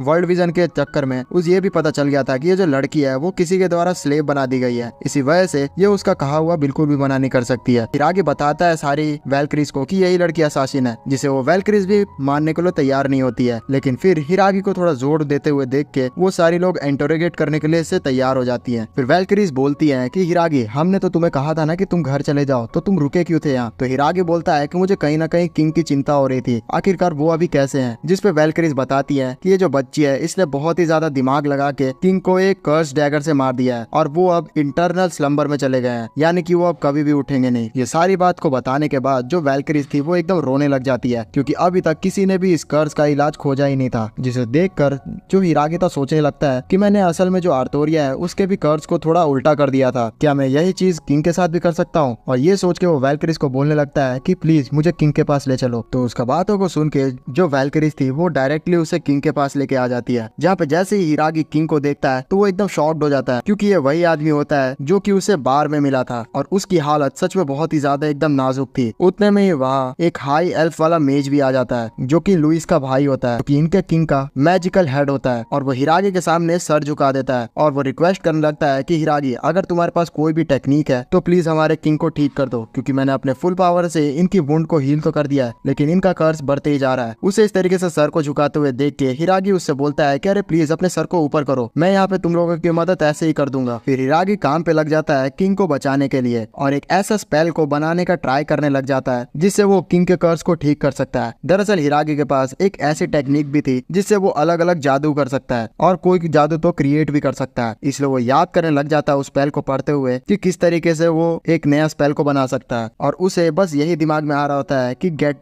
बेटर, और वो यही चिल्ला रहा होता है। लेकिन एट लास्ट उसके सिस्टम की वजह से वो एक गेट बेटर नाम का जादू को बना भी देता है, जो कि किंग के ऊपर काम कर जाती है, और उसका जो कर्ज था वो एकदम उल्टा हो जाता है। इंटरनल स्लम्बर की जगह इटर्नल लाइफ मिल जाती है किंग को, और वो वहीं पे होश में आ जाता है। अपने किंग को इतने जल्दी होश में आते हुए देख के सारी जो वैल्किरीज थी वो बहुत ही ज्यादा एकदम खुश हो जाती है, और जो किंग था वो भी होश में आते हुए बोलता है कि आखिरकार मुझे किसने ठीक किया। तो जो मैजिशियन एल्फ था वो बोलता है हिरागी के बारे में कि किंग देखिए यही है आपका सेवियर, जिसपे किंग उसे बोलता है कि तुम जो चाहो मेरे से मांग लो। तो हिरागी मॉडेस्ट होते हुए बताता है कि नहीं मुझे कुछ भी नहीं चाहिए, लेकिन लुइजी उसे थोड़ा फोर्स करने लग जाती है, जिसपे हिरागी बोलता है कि ठीक है अगर आप कह ही रहे हैं तो मुझे एक चीज जरूर दीजिएगा। फिर सीन शिफ्ट होता है और हम लोग हिरागी को देखते हैं जो कि किंग के साथ आराम से लार्ज बाथ ले रहा होता है, और उसे सच में बहुत ही ज्यादा हॉट वाटर बाथ लेने में मजा आ रहा होता है, जिसपे किंग उससे बोलता है कि क्या वो उसे कुछ चीज के बारे में बताएगा। फिर नेक्स्ट सीन में हम लोग वैल्किरीज को भी नहाते हुए देखते हैं, जिसपे लुइस पूछ रही होती है अपने साथियों से कि क्या कुछ उस असासिन ने बताया, जिसपे वो लोग बताते हैं कि नहीं वो असासिन तो मुंह खोलने के लिए तैयार ही नहीं है। फिर हमें इनके ही बातों बातों में पता चलता है कि हिरागी ने यहाँ किंग से ये विश मांगी थी कि वो लुइस के साथ ट्रेन कर सके। दूसरी तरफ जो सारिया, आर्थोरिया और लुलू ने थे वो भी हॉट वाटर बाथ ले रही होती है, और बातों ही बातों में सारिया से ये दोनों पूछती हैं कि तुम्हें जलन नहीं हो रही है, क्योंकि सुबह किस तरीके से वो सारी वैल्किरीज हिरागी को पकड़ के ले गई हैं। कहीं ऐसा ना हो कि हिरागी जैसा कर रहा है आजकल वो एक और लड़की को वहाँ से पकड़ के ले आए। जिसपे सारिया बताती है कि अब क्या कर सकते हैं, वैसे भी मुझे हिरागी पे पूरा भरोसा है कि वो कोई भी मुसीबत होगी तो वहाँ से बच के आ जाएगा। लेकिन जो आर्थोरिया थी वो तो जलने के अलावा कुछ कर नहीं सकती थी, इसलिए वो मुंह फुला के थोड़ा बैठ जाती है। दूसरी तरफ जो रांझे और हिरागी था वो एक दूसरे का पीठ धो रहे होते हैं, और फिर जो रांझे था वो बताता है अपना सपना कि वो चाहता है कि पूरे जो वर्ल्ड है उसके अंदर किन्हीं का जात पात देख के नहाना ना नहाए। वो चाहता है कि सारे दुनिया में एक ऐसा बात तैयार हो जाए जहाँ पे कोई भी इंसान बिना जात पात देखे नहाए, चाहे वो कोई डीमन सी क्यों ना हो। फिर हमें दूसरे किंगडम का सीन दिखाया जाता है, जिस किंगडम में असल में हिरागी के दोस्त टेलीपोर्ट हुए हैं। वहाँ पे उन सभी को ट्रेन करने वाला जो कमांडर था वो अपने किंग से पूछ रहा होता है कि आखिरकार आपने हीरोज को कहाँ पे टेलीपोर्ट कर दिया, जिसपे उनका किंग बताता है कि हमने उन्हें बारबाडोस एकेडमी में डाल दिया है। जिसे सुन के वो आदमी बहुत ही ज्यादा एकदम गुस्सा हो जाता है कि आप आखिरकार ऐसा कैसे कर सकते हैं। तो जो किंग का सलाहकार था वो बोलता है उसे कि तुम जबान ज्यादा नहीं लड़ाओ, यहाँ पे तुम्हारी कैसे औकात हो गई किंग के सामने ऐसे बोलने की। जिसपे वो कमांडर बोलता है कि आपको नहीं लगता कि वहाँ भेज के आपने थोड़ा गलती किया है, हो सकता है वो लोग हमारे खिलाफ चले जाएं। जिसपे उनका सलाहकार बताता है कि मैं इस सदी का सबसे ताकतवर मेज हूँ, और मैंने उनके ऊपर एक ऐसा स्लेव वाला कर्स लगाया है कि वो लोग हमारे खिलाफ बिल्कुल भी नहीं जा सकते। इसी बातों के बीच में अचानक से उस कमांडर के पीछे से एक तीर आने लग जाता है, जिसे वो कमांडर बहुत ही इजिली डिफ्लेक्ट कर देता है। फिर वो कमांडर बताता है कि मुझे लग रहा है कि हमारे मैजेस्टी के ऊपर किसी ने अटैक किया है। तो जो किंग था वो उसे ऑर्डर देता है कि तुम यहाँ मुंह क्या देख रहे हो, तब जाओ उस किलर को पकड़ो। ये बोलते ही वो जो कमांडर था वहाँ पीछे भाग जाता है। उसके जाने के साथ ही जो सलाहकार था किंग का वो बताता है कि मुझे थोड़ा बहुत कुछ पता चला है कि जो किंगडम ऑफ विमबर्ग है वो कहीं ना कहीं डीमंस के साथ समझौता करना चाहता है, और मुझे लगता है कि ये हमारे ऊपर बैकफायर हो जाएगा। इसलिए कहीं हमें यहाँ पे अपने तरफ से थोड़ा सा आगे बढ़ना चाहिए और उस किंगडम के ऊपर अटैक कर देना चाहिए। जिससे वो किंग बोलता है कि कहीं हम लोग कुछ ज्यादा न कर रहे हैं, क्योंकि अभी तक उन्होंने हमारे खिलाफ कुछ भी नहीं किया है, इसलिए हमें ऐसा नहीं करना चाहिए। लेकिन फिर भी उसे चिंता करने की बिल्कुल भी जरूरत नहीं है, क्योंकि उसने पहले से ही सारी तैयारी करके रखी हुई है। जिस पर उसका सलाहकार पूछता है कि आखिरकार वो किस तैयारी की नाम ले रहा है, तो किंग उसे बताता है कि तुमने उसका नाम तो जरूर ही सुना होगा। मैंने एक ऐसे डार्क एग्जीक्यूशनर को भेजा है जिसका आज तक जो भी पास्ट रहा है वो बहुत ही ज्यादा सक्सेसफुल रहा है, और वो आज तक बिना कंप्लीट किए नहीं आया है। मैंने चुपचाप रांझे को मारने के लिए उसे भेज दिया है, और बिना उनके किंगडम विमबर्ग पे अटैक किए हम उनके किंगडम को डिमोलिश कर देंगे। और अभी के लिए तो मुझे लग रहा है कि जो ह्यूमिलिएशन मैंने देखी थी वो आज रांझे भी फील कर रहा होगा। जिसे सुन के जो उनका सलाहकार था वो सच में अपने किंग के समझदारी को देखते हुए उनकी तारीफ करने लग जाता है। जिसी के साथ सीन शिफ्ट होता है और हमें आर्थोरिया और सारिया दिखाई जाती है, जो कि हिरागी से कासल में मिलने के लिए आ चुकी होती है। जिन्हें देख के हिरागी बोलता है कि तुम लोग यहाँ कैसे आ गई। तो लुइजी का भाई बताता है कि ये सारी लोग आपसे मिलने की एकदम इच्छा दिखा रही थी, इसलिए हमने इन्हें यहाँ पे ले आया। फिर जो आर्थोरिया थी वो बोलती है हिरागी को कि सारिया जेलस हो रही थी, इसलिए वो यहाँ आने की जिद कर रही थी। जिसपे सारिया बोलती है कि वो तो तुम थी ना यार। उतने में वहाँ लुइस आ जाती है, जो कि सच में बहुत ही ज्यादा खूबसूरत लग रही थी, जिसे ये तीनों देख के थोड़ी सोचने लग जाती है। सबसे ज्यादा आर्थोरिया, जिसे देख के आर्थोरिया को ऐसा लगने लग जाता है कि कहीं हिरागी ने फिर से उसे चीट तो नहीं कर दिया है। जिसपे आर्थोरिया उसे मारने लगती है, लेकिन जो हिरागी था वो उसे कंट्रोल कर रहा होता है और उसे समझा रहा होता है कि ये लुइस है, कैप्टन ऑफ वैल्किरीज। फिर सारिया उन सभी को बताती है अपने बारे में कि मेरा नाम सारिया है, हिरागी की वाइफ। फिर आर्थोरिया अपना इंट्रोडक्शन देती है कि मेरा नाम नाम आर्थोरिया ग्रैम है, जो कि हिरागी की गर्लफ्रेंड है। फिर लुलू ने अपने बारे में बताती है कि वो मास्टर की लॉयल सर्वेंट है, जिसे देखने के बाद जो लुइजी का भाई था वो बहुत ही ज्यादा अजीब सा मुंह बनाता है कि इस इंसान के पास एक बीवी, एक गर्लफ्रेंड और एक सर्वेंट भी। इसे देख के वो हिरागी को बोलता है कि वो सच में बहुत ही ज्यादा जंगली है। लेकिन लुइजी ये सारी चीजों को देख के एक्साइटेड होती है और वो खुश होते हुए बोलती है कि मेरे को लगा ही था मेरे मास्टर ऐसे ही होंगे। जिसे सुन के लुइजी का भाई भी इस चीज पे अग्री करता है और बोलता है हिरागी को कि सारे अदर मैन को अगर तुम्हारे बारे में पता चल गया ना तो वो जल के खाक हो जाएंगे। लेकिन हिरागी यहाँ एम्बेरस होते हुए सोचता है कि यार मेरा कैसा इमेज बन गया है। फिर हमें दूसरी तरफ उसी असासिन का सीन दिखाया जाता है जिसे रस्सियों में बांध के इंटरोगेट किया जा रहा होता है।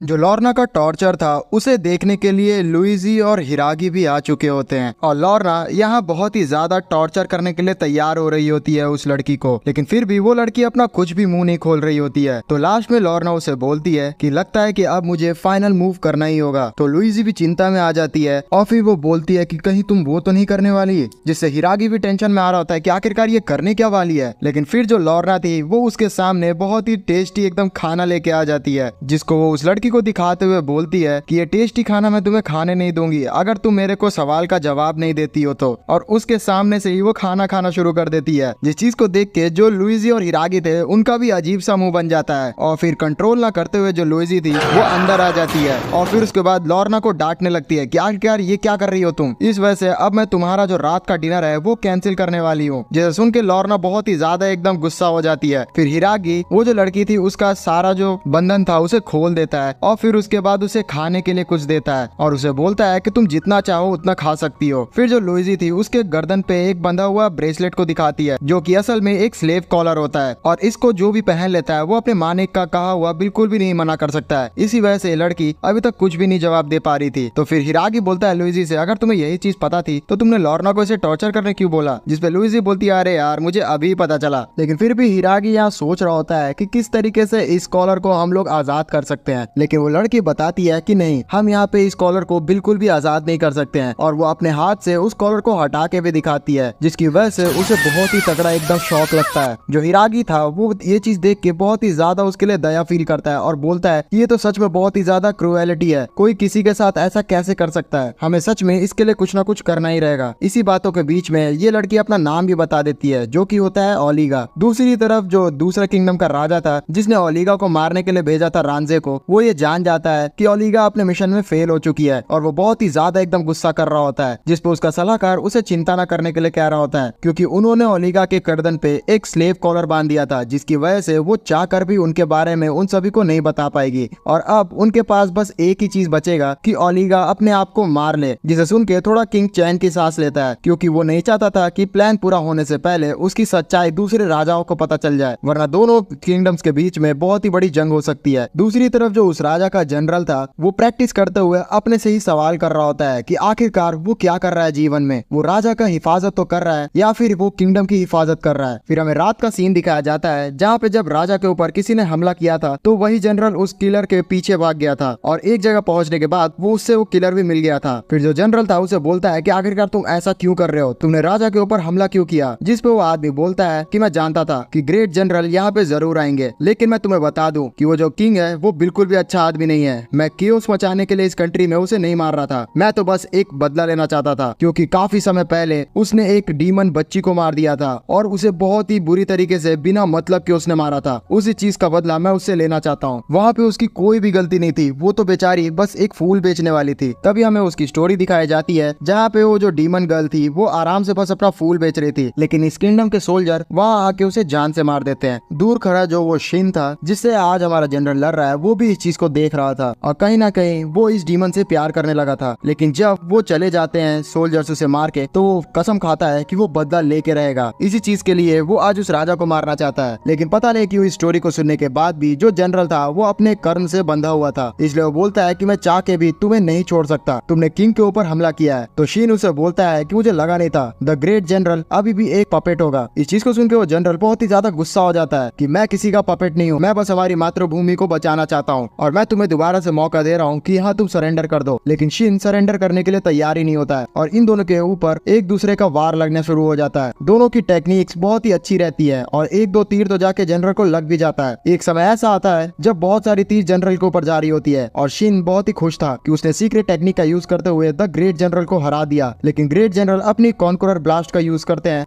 जिससे वो सारे जो तीर थे वो फेंका जाते हैं इधर उधर और फिर उसे बोलते हैं कि अब तुम यहाँ पे मारे जाने वाले हो। लेकिन मौका देखते ही जो शिन था वो बोलता है कि हम कभी और मिलेंगे, आज मेरे मरने का समय नहीं है, और ये बोल के वो वहां से चला जाता है। फिर सीन प्रेजेंट डे पे आता है जहाँ पे यही सारी चीजों को सोच के जो ग्रेट जनरल था वो बहुत ही ज्यादा एकदम गुस्सा होते हुए अपना प्रैक्टिस कर रहा होता है। फिर हमें हिरागी और ओलिगा का सीन दिखाया जाता है जहाँ पे अब हिरागी ने डिसाइड कर लिया था कि वो कुछ न कुछ ट्राई करके ओलिगा का स्लेव कॉलर को उठाएगा। फिर वो अपने मैजिक क्रिएशन टेक्निक को यूज करने लगता है जिससे वो मन में सोचने लगता है कि फ्री फ्री। लेकिन दूर खड़ी सारिया, आर्तोरिया और लुइजी को ये चीज समझ ही नहीं आ रहा होता है कि आखिरकार क्या हो रहा है। फिर जो हिरागी था उसे फ्री फ्री कहते हुए प्रेसिडेंट लिंकन की याद आ जाती है। इसी वजह से वहाँ पे एक प्रेसिडेंट लिंकन का जो मॉन्यूमेंट था वो भी आ जाता है और वो आते ही चिल्लाना शुरू कर देता है कि फ्री फ्री फ्री, और इसी वजह से एक लिबरेशन मैजिक क्रिएट हो जाता है और फाइनली जो ओलिगा का कॉलर था वो वहीं पे टूट जाता है और एक बहुत ही अच्छा मैजिक हिरागी फिर से क्रिएट कर लेता है। इस चीज को देख के जो ओलिगा थी वो बहुत ही ज्यादा अंदर से रोना शुरू कर देती है कि अब फाइनली वो फ्री हो चुकी है। तो सारिया उसके पास जाती है और उसे कंसोल करना शुरू कर देती है। दूसरी तरफ जो लुलू ने थी उसने खाना खाना शुरू कर दिया होता है बचा हुआ। फिर कुछ समय बाद जो आराम से ओलिगा थी वो सारे लोगों को अपनी स्टोरी बताना शुरू करती है कि वो एक बीस्ट गर्ल क्लैन से आती है जो कि काइजर एम्पायर में होते हैं और काफी समय पहले उन्हें उनके जगह से उठा लिया गया था। फिर हमें किडनैप करने के बाद हमें एकदम किलिंग मशीन की तरह ट्रेन किया गया। हमें बिल्कुल भी इंसान की तरह ट्रीट नहीं किया जाता था। हमें बस बनाया जा रहा था कि एक ऐसी मशीन बच जाए कि हम किसी को भी मार सके। और जो भी स्टूडेंट्स ये टेस्ट को पास कर लेते थे तो उन्हें असैसिन्स बनना पड़ता था। उसकी इतनी ज्यादा एकदम उदास स्टोरी को सुन के जो हिरागी था उसे कंसोल करते हुए बोलता है कि कोई बात नहीं, अब तुम मेरे साथ रह सकती हो। वैसे भी तुम मुझे मेरी छोटी बहन की याद दिलाती हो, इसलिए मैं तुम्हें अपने साथ रखूंगा। जिसपे ओलिगा जो थी वो थोड़ा चिंता दिखाने लगती है क्योंकि वो अब इस एम्पायर के लिए एक ट्रेटर बन चुकी है। तो हो सकता है कि इसकी वजह से दो एम्पायर्स के बीच में जंग का ऐलान हो जाए। जिसपे जो हिरागी था बोलता है कि तुम टेंशन मत लो, मैं दिखता नहीं हूँ लेकिन मैं बहुत ही ज्यादा स्ट्रॉन्ग हूँ, मैं तुम्हें संभाल लूंगा। फिर हिरागी पूछता है लुइजी से कि क्या वो ओलिगा को अपने साथ रख सकता है। जिसपे लुइजी बोलती है कि हाँ, मैं भी शुरू से यही चाहती थी कि तुम इस बच्ची को अपने साथ रख लो। वैसे भी हमारे किंग रांजे हैं वो नहीं चाहते कि कोई बच्ची को एक स्लेव बना के रखे, इसलिए उन्होंने भी इसे माफ कर दिया है। दूसरी तरफ हमें फाइनली यहाँ बहुत ही बड़ा खुलासा दिखाया जाता है। जो काइजन एम्पायर का किंग का सलाहकार था वो असल में डीमन किंग का जो सलाहकार था उससे मिला हुआ था और ये दोनों एक ऑर्ब से बात कर रहे थे। इन दोनों का मकसद यही था कि इंसानों और डीमंस के बीच में जंग का ऐलान किया जाए। लेकिन फिलहाल क्योंकि डीमन किंग की जो बेटी थी वो यहाँ पे शांति समझौता करना चाहती थी ह्यूमन से, तो इनका प्लान थोड़ा एकदम सफल नहीं हो रहा था। लेकिन फिर भी ये लोग डिसाइड करते हैं कि डीमन लॉर्ड के लिए वो लोग ये चीज करके रहेंगे। फिर नेक्स्ट सीन में हम लोग हिरागी को देखते हैं जो कि लुइजी के भाई के साथ मिलकर मैजिक को सीख रहा होता है और अब काफी ट्रेनिंग के बाद हिरागी अच्छे से मैजिक को यूज करना सीख चुका होता है और उसके इस प्रोग्रेस को देख के लुइजी का भाई भी बहुत ही खुश होता है। उतने में ही वहाँ लुइजी भी आ जाती है जो कि हिरागी को बोलती है कि क्या कुछ समय तक वो किंग की हिफाजत कर सकता है क्योंकि लुइजी को अभी कहीं जाना है। जिसपे हिरागी उससे पूछ डालता है कि आखिरकार उसे कहाँ जाना है। फिर लुइजी उसे बताती है कि तुम्हें ब्लैक पैलेडियन याद है। तो हिरागी बोलता है कि हाँ, वही एक लौता ऐसा सोल्जर है ना जो कि तुम्हें टक्कर दे पाता है। तो बताती है कि उसने ही हमें खबर दिया है कि हमारे कंट्री के बॉर्डर पे बहुत ही बड़े पैमाने पे डीमन की सेना ने अटैक कर दिया है और क्योंकि ब्लैक पैलेडियन की जो सेना है वो अकेले उनसे नहीं लड़ सकती, इसलिए हमें उनका सपोर्ट करने के लिए जाना होगा। जिसके लिए हिरागी यहाँ पे समझ जाता है पॉइंट को और वो बोलता है कि तुम चिंता मत करो, मैं आराम से रांझे को तुम्हारे एब्सेंस में संभाल लूंगा। तो लुइजी भी इस चीज को सुनकर खुश होती है और फिर वो यहाँ से जाने के लिए तैयार हो जाती है। नेक्स्ट सीन में सारी जो वैल्करीज थी वो जंग में जाने के लिए तैयार हो रही होती है और सारे लोग उन्हें टाटा बाय बाय करने के लिए आए होते हैं। फिर इसी बीच में हमें पता चलता है कि लुइजी को लगभग 1 महीना लग सकता है वहाँ से वापस आने के लिए। फिर फाइनली आखिरी बातचीत के बाद सारी वैल्करीज यहाँ से निकल जाती है।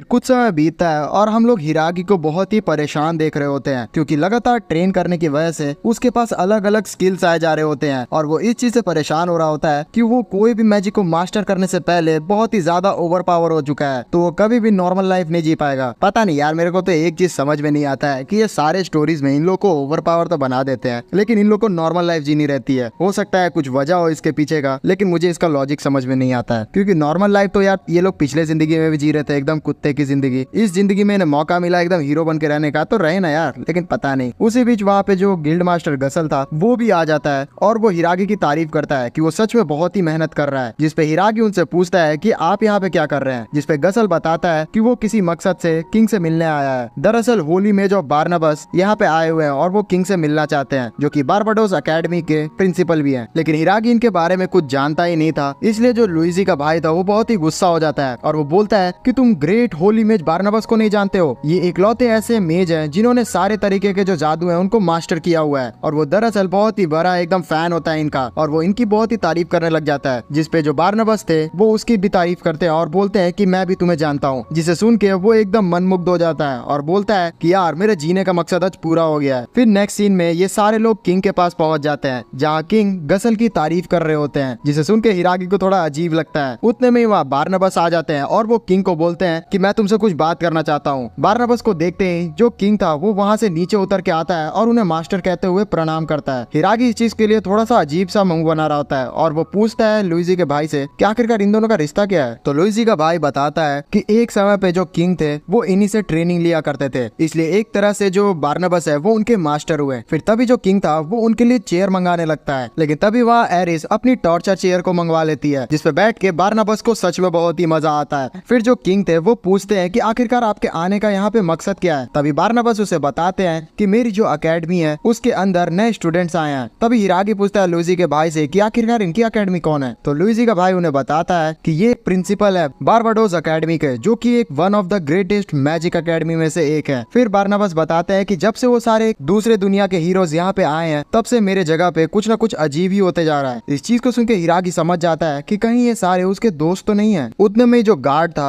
वो वहाँ आता है और किंग को एक खबर देता है कि हाल ही में उनके जो जंगल हैं उनके अंदर डीमंस की मात्रा को बढ़ते हुए देखा जा रहा है। इस चीज को सुन के जो किंग था वो चिंता में आ जाता है और वो बोलता है कि कितने सारे डीमंस देखे गए हैं। तब वो सोल्जर बताता है कि कम से कम 5000, जिसे सुन के सारे लोग एकदम शॉक्ड हो जाते हैं और सारे के सारे जो मॉन्स्टर्स हैं वो बॉस लेवल के हैं, जिससे किंग और भी ज्यादा चिंता में आ रहा होता है। तो बारनाबस उसे बोलता है कि तुम चिंता में क्यों आ रहे हो, हमारे पास तो वैल्क्रीज है ना। तो रांजे उसे बताता है कि नहीं, वैल्क्रीज बॉर्डर पे गई हुई है लड़ाई करने के लिए। फिर हमें लुइजी और ब्लैक पैरेडियन को भी दिखाया जाता है, जिन्होंने जंग का ऐलान कर दिया होता है डीमंस के खिलाफ और लुइजी बहुत ही अच्छे से लड़ रही होती है उन सारे मॉन्स्टर से। एक एक करके वो सारे मॉन्स्टर्स को हराया जा रही होती है। उतने में जो उसकी साथी थी वो खबर देती है कि हमारा जो कैपिटल है उसके ऊपर भी मॉन्स्टर्स ने हमला कर दिया है। तो लुइजी को किंग की चिंता होने लग जाती है। दूसरे सीन में कैरिस और हीलियो एक दूसरे से बात कर रहे होते हैं। कहीं ना कहीं इन दोनों ने ही प्लान बना के ये ट्राई किया है कि लुइजी और ब्लैक पैलेडियन अलग इंगेज हो जाएं, तब ये कैपिटल के ऊपर हमला करके वहाँ पे कब्जा कर सकते हैं। फिर हमें कैपिटल में दिखाया जाता है जहाँ पे हिरागी बाकी सारे लोगों के साथ देख रहा होता है कि बॉर्डर पे कितने ज्यादा एकदम मॉन्स्टर्स उन पे हमला करने के लिए तैयार है। आर्तोरिया बताती है हिरागी को कि आज तक अपने एडवेंचरर्स में उसने कभी भी इतने सारे मॉन्स्टर्स को एक साथ नहीं देखा है। फिर जो सारिया थी वो मोटिवेट होते हुए बोलती है कि क्या बात है, हम लोग इनसे लड़ेंगे आखिरी दम तक। और हिरागी सोचने लगता है कि सारिया अपने ह्यूमन रूप में तो उनसे लड़ नहीं पाएगी, तो फिर कहीं वो गोरिल्ला दोबारा से तो नहीं बन जाएगी। फिर लुलूना जो थी वो उसे चिंता आ रहा था इस चीज से कि अगर वो इस किंगडम को नहीं बचा पाई तो उसे खाने के लिए अच्छा नहीं मिलेगा, इसलिए वो भी कसम खाती है कि वो अच्छे से लड़ेगी। फिर ओलिगा भी इस चीज के लिए तैयार हो जाती है कि वो अपने टेक्निक का यूज करते हुए इन सारे लोगों को हराएगी। फिर देखते ही देखते यहाँ पे सारे जो एडवेंचर गिल्ड के लोग थे वो भी आ जाते हैं और सारे के सारे बहुत ही ज्यादा एकदम अजीब होते हैं। कुछ तो यहीं पे नुकसान पहुंचाना शुरू कर देते हैं। तो हिरागी उन्हें समझाता है कि तुम यहाँ पे ही क्या नुकसान पहुंचा रहे हो। फिर जो गसल था वो मोटिवेट होते हुए उन सारे लोगों को बोलता है कि हम लोग उन्हें हरा देंगे और मेरे मसल से कोई कुछ भी नहीं बच सकता। और इतना बोलते हुए वो मसल पावर को एक्टिवेट कर लेता है और तेजी से सीधा दीवार से कूद जाता है जंग में और सबसे आगे वो जोश में एकदम दौड़ने लग जाता है, जिसे देख के उसके साथी भी मोटिवेट हो जाते हैं।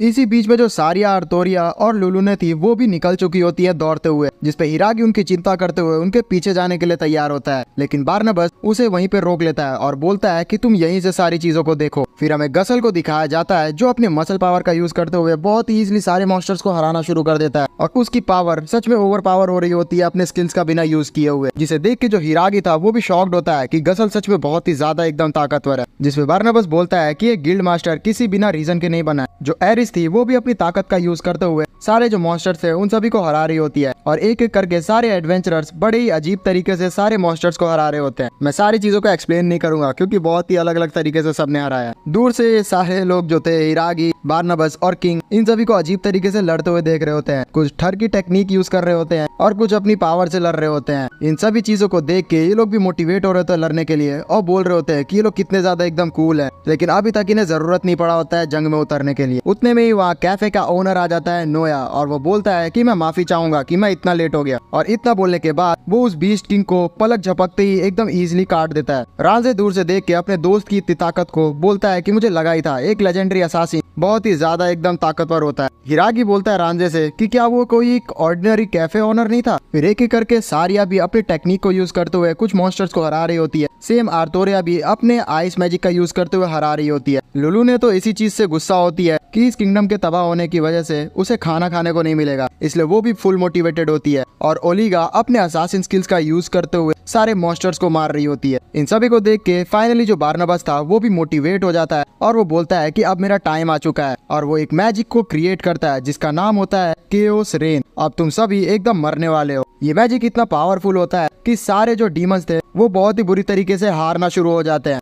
लेकिन फिर भी डीमंस इतने जरा बड़े पैमाने में आए हुए थे कि केओस रेन मैजिक यूज करने के बावजूद उनकी मात्रा कमी नहीं होती है, जिसे देख के बार्नाबास बोलता है कि सच में ये लोग बहुत ही ज्यादा बड़े मात्रा में आए हुए हैं, ये लोग रुकने ही नहीं वाले, इसलिए इस केस में मुझे एक अलग मैजिक का यूज करना पड़ेगा। और फिर वो अपना दूसरा मैजिक एक्टिवेट करता है जिसका नाम होता है केओस टॉर्नेडो। फिर वो स्पेल आती है और सारे डीमंस को घेर लेती है और फिर बैटल ग्राउंड पे वो काफी बड़ा एक टॉर्नेडो क्रिएट कर देती है, जिससे सारे जो डीमंस थे वो टॉर्नेडो के अंदर खींचे चले जा रहे होते हैं। दूर से जो हिरागी था वो इस ताकत को देख के बहुत ही खुश था कि किस तरीके से बार्नाबास इतना बड़ा बड़ा अटैक कर रहा है, उसे अच्छे से कंट्रोल करते हुए कि वो हमारे दोस्तों को हिट ना करे और बिना किसी को अपने पावर को कम किए हुए। बार्नाबास के इतने अच्छे बैकअप के बाद सारे जो एडवेंचरर्स थे वो भी एकदम हाइप अप हो जाते हैं। तो हिरागी इन सभी को देख के बोलता है कि मुझे तो कुछ भी करने की जरूरत ही नहीं पड़ी, इन सभी ने सारा जो काम था खुद ही संभाल लिया। लेकिन तभी इन सभी को एक इमरजेंसी अनाउंसमेंट दिखती है कि जंगल में इन सारे मॉन्स्टर्स के अलावा और भी बड़े बड़े मॉन्स्टर्स का होर्ड्स को देखा गया है और इन सभी का लेवल बिग बॉस ग्रेड का है जो कि इनके साइज से दुगने हैं। जिसे सुन के बार्नाबास बोलता है कि ये तो और बड़े मॉन्स्टर्स यहाँ पे आ चुके हैं, मतलब हमारा जो मुसीबत है वो खत्म नहीं हुआ है। हिरागी यहाँ बोल रहा होता है नरेट करते हुए कि हमें लगा था कि हमने जंग जीत लिया है, लेकिन अब ये मुसीबत तो आना शुरू ही हुई थी। फिर कुछ देर बाद वो सारे मॉन्स्टर सच में इन सभी पर अटैक कर दिए होते हैं और अब एडवेंचरर्स को बहुत ही दिक्कत आ रही होती है उनसे लड़ने के लिए। हिरागी दूर खड़ा इन सभी चीजों को समझ रहा होता है और वो बोलता है कि अब लगता है कि उसे जंग में उतरना ही होगा, लेकिन वो ऐसा कैसा मैजिक क्रिएट कर सकता है जिससे उसके दोस्तों को हर्ट ना हो लेकिन वो मॉन्स्टर्स मारे जा सके। इसलिए उस चीज को सोचते हुए वो एक मैजिक को क्रिएट करने का सोचता है। उसे ऐसा करते हुए देख के बार्नाबास भी उससे पूछते हैं कि आखिरकार वो क्या मैजिक क्रिएट कर रहा है, जिससे हिरागी बोलता है कि मैं एक ऐसा मैजिक क्रिएट कर रहा हूँ जो कि एक जस्टिस की तरह होगा। इतना बोलते ही वहाँ पे जस्टिस की मूर्ति आ जाती है जो कि एक मैजिक को स्पेल कर देती है, लेकिन आसमान में जो बादल थे वो हट जाते हैं और कुछ भी होता हुआ नहीं दिखता है, जिससे हिरागी को लगता है कि उसका जो मैजिक था वो फेल हो गया और वो भरे बाजार में एकदम एम्बेरस हो गया है। लेकिन तभी हिरागी को पता चलता है कि जो उसका मैजिक था वो सच में बहुत ही ओवर पावर्ड था और वो एक नया मैजिक जजमेंट को क्रिएट कर चुका है, जिससे एक एक करके जितने भी मॉन्स्टर्स थे चाहे वो कितने भी ताकतवर हो वो वैनिश होना शुरू हो जाते हैं। हिरागी इस चीज से ज्यादा खुश था कि ये जो अटैक है वो सिर्फ उसके दोस्तों पे नहीं हो रहा है, बाकी सारे मॉन्स्टर्स पे ये अटैक किया जा रहा होता है। जो कि लुइसी का भाई था वो भी इस ताकत को देख के समझ नहीं पा रहा होता है कि आखिरकार यहाँ पे किस तरीके का स्पेल है। फिर हमें जजमेंट मैजिक का ताकत को बताया जाता है जो काम इस तरीके से करती है कि जो भी कोई लोग किसी को हर्ट करना चाहेंगे उसे वो ये गायब कर देगी। तभी कुछ देर बाद सारे जितने भी मॉन्स्टर्स थे वो वहाँ से मारे जाते हैं और आर्थोरिया बोल रही होती है कि हमें तो मेहनत ही नहीं करनी पड़ी, हिरागी ने पलक झपकते ही सारे मॉन्स्टर्स को हरा दिया। लुलू ने बोलती है कि यही तो है मेरे मास्टर की ताकत। फिर सारिया अनाउंस करती है कि हम लोग जीत चुके हैं, जिसके बाद सारे जितने भी सोल्जर्स थे वो भी जश्न मनाना शुरू करते हैं। इस चीज को जैसे ही क्रिस देख रहा होता है तो उसे यकीन नहीं होता है कि आखिरकार ये कैसे हो गया, उनका जो एकदम परफेक्ट प्लान था वो खत्म कैसे हो सकता है। तभी जो हिरागी की जजमेंट लाइट थी वो उसके ऊपर भी पड़ती है और उसे भी वैनिश कर देती है। एक एक करके इतने ज्यादा मॉन्स्टर्स को मारने की वजह से हिरागी का जो लेवल था वो एकदम अप होना शुरू हो जाता है और हिरागी इस चीज से परेशान हो रहा होता है कि उसे और ताकत नहीं चाहिए। जो रांजे था वो हिरागी की तारीफ करता है कि तुम अगर इस तरीके से ही लड़ करते रहे और हमारे किंगडम की हिफाजत करते रहे तो तुम बहुत ही ज्यादा एकदम आगे जाओगे। मैं अभी जा रहा हूँ ये देखने की कितना ज्यादा डैमेज हुआ है और शाम में हम दोनों साथ में बात लेंगे। उतने देर में वहाँ जो सारिया, आर्थोरिया और लुलू ने थी वो भी आ जाती हैं और वो बोलती है हिरागी से कि आखिरकार उसने किस तरीके का मैजिक यूज किया था। सच में वो मैजिक बहुत ही ज्यादा औसम था। तभी जो बार्नबास था वो भी यहाँ आता है बीच में और हिरागी की बहुत ही तारीफ करते हुए बोलता है, रिक्वेस्ट करते हुए कि क्या वो उसकी बारबाडोस एकेडमी को ज्वाइन करेगा एज ए टीचर। हिरागी के लिए ये चीज बहुत ही ज्यादा एकदम शॉकिंग होती है। तभी हमें बारबाडोस एकेडमी का सीन दिखाया जाता है जहाँ हिरागी के जो 3 दोस्त थे वो घूम रहे होते हैं, लेकिन पता नहीं क्यों जितने भी अदर स्टूडेंट्स थे वो उन्हें पसंद नहीं कर रहे होते हैं, जिससे उन लोगों को बहुत ही ज्यादा बुरा लग रहा होता है। दूसरी तरफ जो हिरागी था वो पूछता है कि आखिरकार आपको मेरे को यहाँ पे टीचर की तरह ज्वाइन क्यों करवाना है, जिसपे बारनबास बताता है कि जैसा कि मैंने देखा तुमने एक ऐसा स्पेल क्रिएट किया जो कि बहुत ही ज्यादा औसम है और आज तक मैंने भी वो स्पेल नहीं सीखी है, इसलिए तुम मेरे से भी ज्यादा एकदम ताकतवर हो, इसलिए मैं चाहता हूँ कि तुम हमारे स्टूडेंट्स को ट्रेन करो। जो बारनबास था वो थोड़ा हिरागी को फोर्स करता है कि वो मैजिक वो उसे भी सिखाए, लेकिन हिरागी यहाँ थोड़ा हिचकिचा रहा होता है टीचर बनने के लिए, जिसपे बारनबास बोलता है कि आखिरकार ऐसा वो क्यों कर रहा है, जिसपे हिरागी बताता है पहली बात तो मैंने लुइजी से प्रॉमिस किया है कि उसके यहाँ आ जाने तक मैं किंग की हिफाजत करूंगा और दूसरी बात ये कि मैं अपने दोस्तों को यहाँ पे बिल्कुल भी नहीं छोड़ सकता। तो बारनबास उसकी बातों को समझता है और बोलता है कि इसमें कोई भी प्रॉब्लम नहीं है, सारिया वहाँ पे एक स्टूडेंट के तौर पे एडमिशन ले सकती है, आर्थोरिया एक टीचर बन सकती है, लुलू ने एक मार्शल आर्ट टीचर बना देंगे हम लोग और ओलिगा तुम्हारी असिस्टेंट बन सकती है। जिस चीज को सुन के हिरागी बहुत ही खुश होता है और बोलता है कि अगर आप इतना कुछ मेरे लिए करने के लिए तैयार है तब मेरे पास तो कोई भी वजह नहीं है उस एकेडमी में न जाने की। जो सारिया, आर्थोरिया, लुलू ने और ओलिगा थी वो भी इस चीज के लिए तैयार हो जाती है, जिसे सुन के बारनबास बहुत ही ज्यादा एकदम खुश होता है और वो बोलता है कि ठीक है, लुइजी के आने के बाद हम लोग फिर से बारबाडोस एकेडमी के लिए निकल जाएंगे। तभी सीन शिफ्ट होता है और हिरागी ने अब डिसाइड किया था इस जंग के खत्म होने के बाद कि वो चारों लड़कियों को अलग अलग डेट पे लेके जाएगा। पहले वो लुलू ने को खाना खिलाने के लिए लेके जाता है, फिर वो आर्थोरिया के साथ घूमने जाता है जहाँ पे वो बहुत ही ज्यादा एंजॉय करता है। जब सारिया की बारी आती है डेट पे जाने की तब वो रिक्वेस्ट करती है हिरागी से कि ओलिगा भी उनके साथ चले, जिसपे हिरागी इस चीज के लिए तैयार हो जाता है। फिर ये तीनों निकल जाते हैं घूमने के लिए, जहाँ पे जो ओलिगा थी वो अपने दोस्तों के साथ भी खेलने लगती है। इसी चीज को देखते हुए जो हिरागी था वो सारिया से थैंक्स कहता है उसे प्यार करने के लिए, जिसपे सारिया इमोशनल हो जाती है और रोना शुरू कर देती है। तो इस चीज को देख के ओलिगा के जो दोस्त थे वो हिरागी को बुरा बोलने लगते हैं कि वो एक लड़की को रुला दिया है। तो हिरागी उन्हें समझाने लगता है कि ऐसा कुछ भी नहीं है, जिसपे वो लोग बोलते हैं कि आओ हमारे साथ यहाँ पे खेल के देखो। तो हिरागी भी इस चीज के लिए तैयार हो जाता है। इनका खेल शुरू ही होता कि उतनी देर में आसमान में इन्हें बहुत ही बड़ा बिलबोर्ड दिखाई देता है, जिसके अंदर आर्ट कंपटीशन के विनर के बारे में लिखा हुआ था और उसमें से वो दोनों भाई बहन ने सच में उस कंपटीशन को जीत लिया होता है। फिर हमें अनाउंसिंग दिखाई जा रही होती है जहाँ पे फाइनल जज आ चुका होता है जो कि मास्टर पेंटर लियोन बर्जर सामा होता है। इस कंपटीशन के लास्ट में रिजल्ट ये आता है कि वो लड़की जीत चुकी होती है और उसने पेंटिंग बनाई होती है हिरागी की। जो हिरागी था उसे कंपटीशन के बाद कांग्रेचुलेट कर रहा होता है कि उसने फर्स्ट प्राइज सच में हिम्मत करके यहाँ जीत ली। तो वो लड़की बताती है कि अभी कुछ समय पहले मुझे एक ग्रेट पेंटर लियोन सामा की तरफ से ऑफर मिला है जिसमें वो स्टडी करने के लिए जा सकती है अमूरिया सिटी में, जहाँ पे वो लड़की थोड़ी उदास लग रही होती है और वो बोल रही होती है कि वो सच में मिस करेगी तुम्हें, जिसपे हिरागी बोलता है कि कोई बात नहीं, हम आपसे मिलते रहेंगे। तभी वहाँ पे अनाउंस होता है कि वैल्करीज जंग खत्म करने के बाद सिटी में आ चुकी है और हमें लुइस दिखाई जाती है जो कि तेजी से यहाँ पे आ रही होती है। लुइस यहाँ पहुँचते ही सबसे पहले हिरागी से बात करते हुए बोलती है कि उसे पता चला है बारनबास से कि वो अब बारबाडोस एकेडमी में जाने वाला है। मैं भी सोचती थी, मेरी भी ख्वाहिश है कि मैं तुम्हारे साथ जाऊं, लेकिन मेरी कंट्री की रिस्पॉन्सिबिलिटीज की वजह से मैं ऐसा नहीं कर सकती। जिसपे हिरागी बोलता है कि नहीं, ऐसी कोई भी बात नहीं है, यहाँ पे तुम्हारी रिस्पॉन्सिबिलिटी है इस कंट्री को प्रोटेक्ट करना, तो तुम वही करो और जब भी उसको टाइम मिले वो वहाँ पे आती रहे। नेक्स्ट सीन में हम लोग क्रिस को देखते हैं जिसे किसी तरीके से दोबारा से रिजरेक्ट कर लिया गया होता है और जो डीमन लॉर्ड था उसे डांट रहा होता है क्योंकि वो बहुत ही ज्यादा टाइम ले रहा होता है डीमन लॉर्ड को रिजरेक्ट करने के लिए। तो क्रिस उनसे माफी मांगता है। तभी इनका एक साथी इन सभी को आइडिया देता है कि हम लोग बारबाडोस एकेडमी में जाके अटैक कर सकते हैं, जहाँ पे अटैक करने की वजह से उन्हें बहुत सारे एनर्जीज को मिलेगी जिसका यूज करते हुए वो लोग डीमन लॉर्ड को यहाँ समन कर सकते हैं। तभी हमें फिर बारबाडोस एकेडमी का सीन दिखाया जाता है जहाँ पे कानाजुकी सेनपाई से एक लड़की साई चैन के बारे में पूछ रही होती है और वो बोलती है कि वो भी तो इस दुनिया में समन किए गए थे, जिसपे वो पूछती है कि तुम्हें साई चैन से क्यों मिलना है, जिसपे लड़की बोलती है कि अगर तुम लोग उनसे मिलो तो प्लीज मुझे जरूर बताना क्योंकि उन्होंने काफी टाइम पहले मेरी जान बचाई थी। दूसरी तरफ हमें हिरागी दिखाया जाता है जो कि सारे अपने साथियों के साथ बारबाडोस एकेडमी में जाने के लिए निकल चुका होता है। वो सारे लोगों को बोलता है कि अपना ख्याल जरूर रखना, हम लोग तुमसे मिलने के लिए आते रहेंगे। फिर ये लोग टाटा बाय बाय करने के बाद वहाँ से चले जाते हैं। फिर हिरागी सोचने लगता है कि ये पहला टाउन है जहाँ वो सबसे पहले आया है। इस दुनिया में आने के बाद यही टाउन है जिसे उसने अपना घर समझा। मैं सच में यहाँ के लोगों को थैंक्स कहना चाहूंगा कि उन्होंने मेरे को अपनाया। तभी उसे इस तरीके से सोचते हुए देख के जो बारनबास थे उससे पूछते हैं कि क्या वो इस दुनिया के इस सिटी को मिस कर रहा है। तो हिरागी बोलता है कि ये एक ऐसा सिटी है जिसने मुझे बहुत ही वार्म वेलकम किया था और यहाँ के लोग सच में बहुत ही ज्यादा प्यारे हैं, लेकिन फिर भी वो हमेशा के लिए इस सिटी को अभी छोड़ के नहीं जा रहा, इसलिए उसे उतना ख्याल नहीं लग रहा। और वैसे भी मैंने सोचा है कि मैं बीच बीच में आके यहाँ पे लोगों से मिलते रहूंगा। तभी जो बारनबास था वो बताता है कि हम लोग बारबाडोस एकेडमी में बस पहुंच ही गए। तभी जो हिरागी था सोचने लगता है कि आखिरकार उसकी जो स्कूल लाइफ है वो कैसे जाने वाली है, लेकिन कुछ भी होगा तो मेरे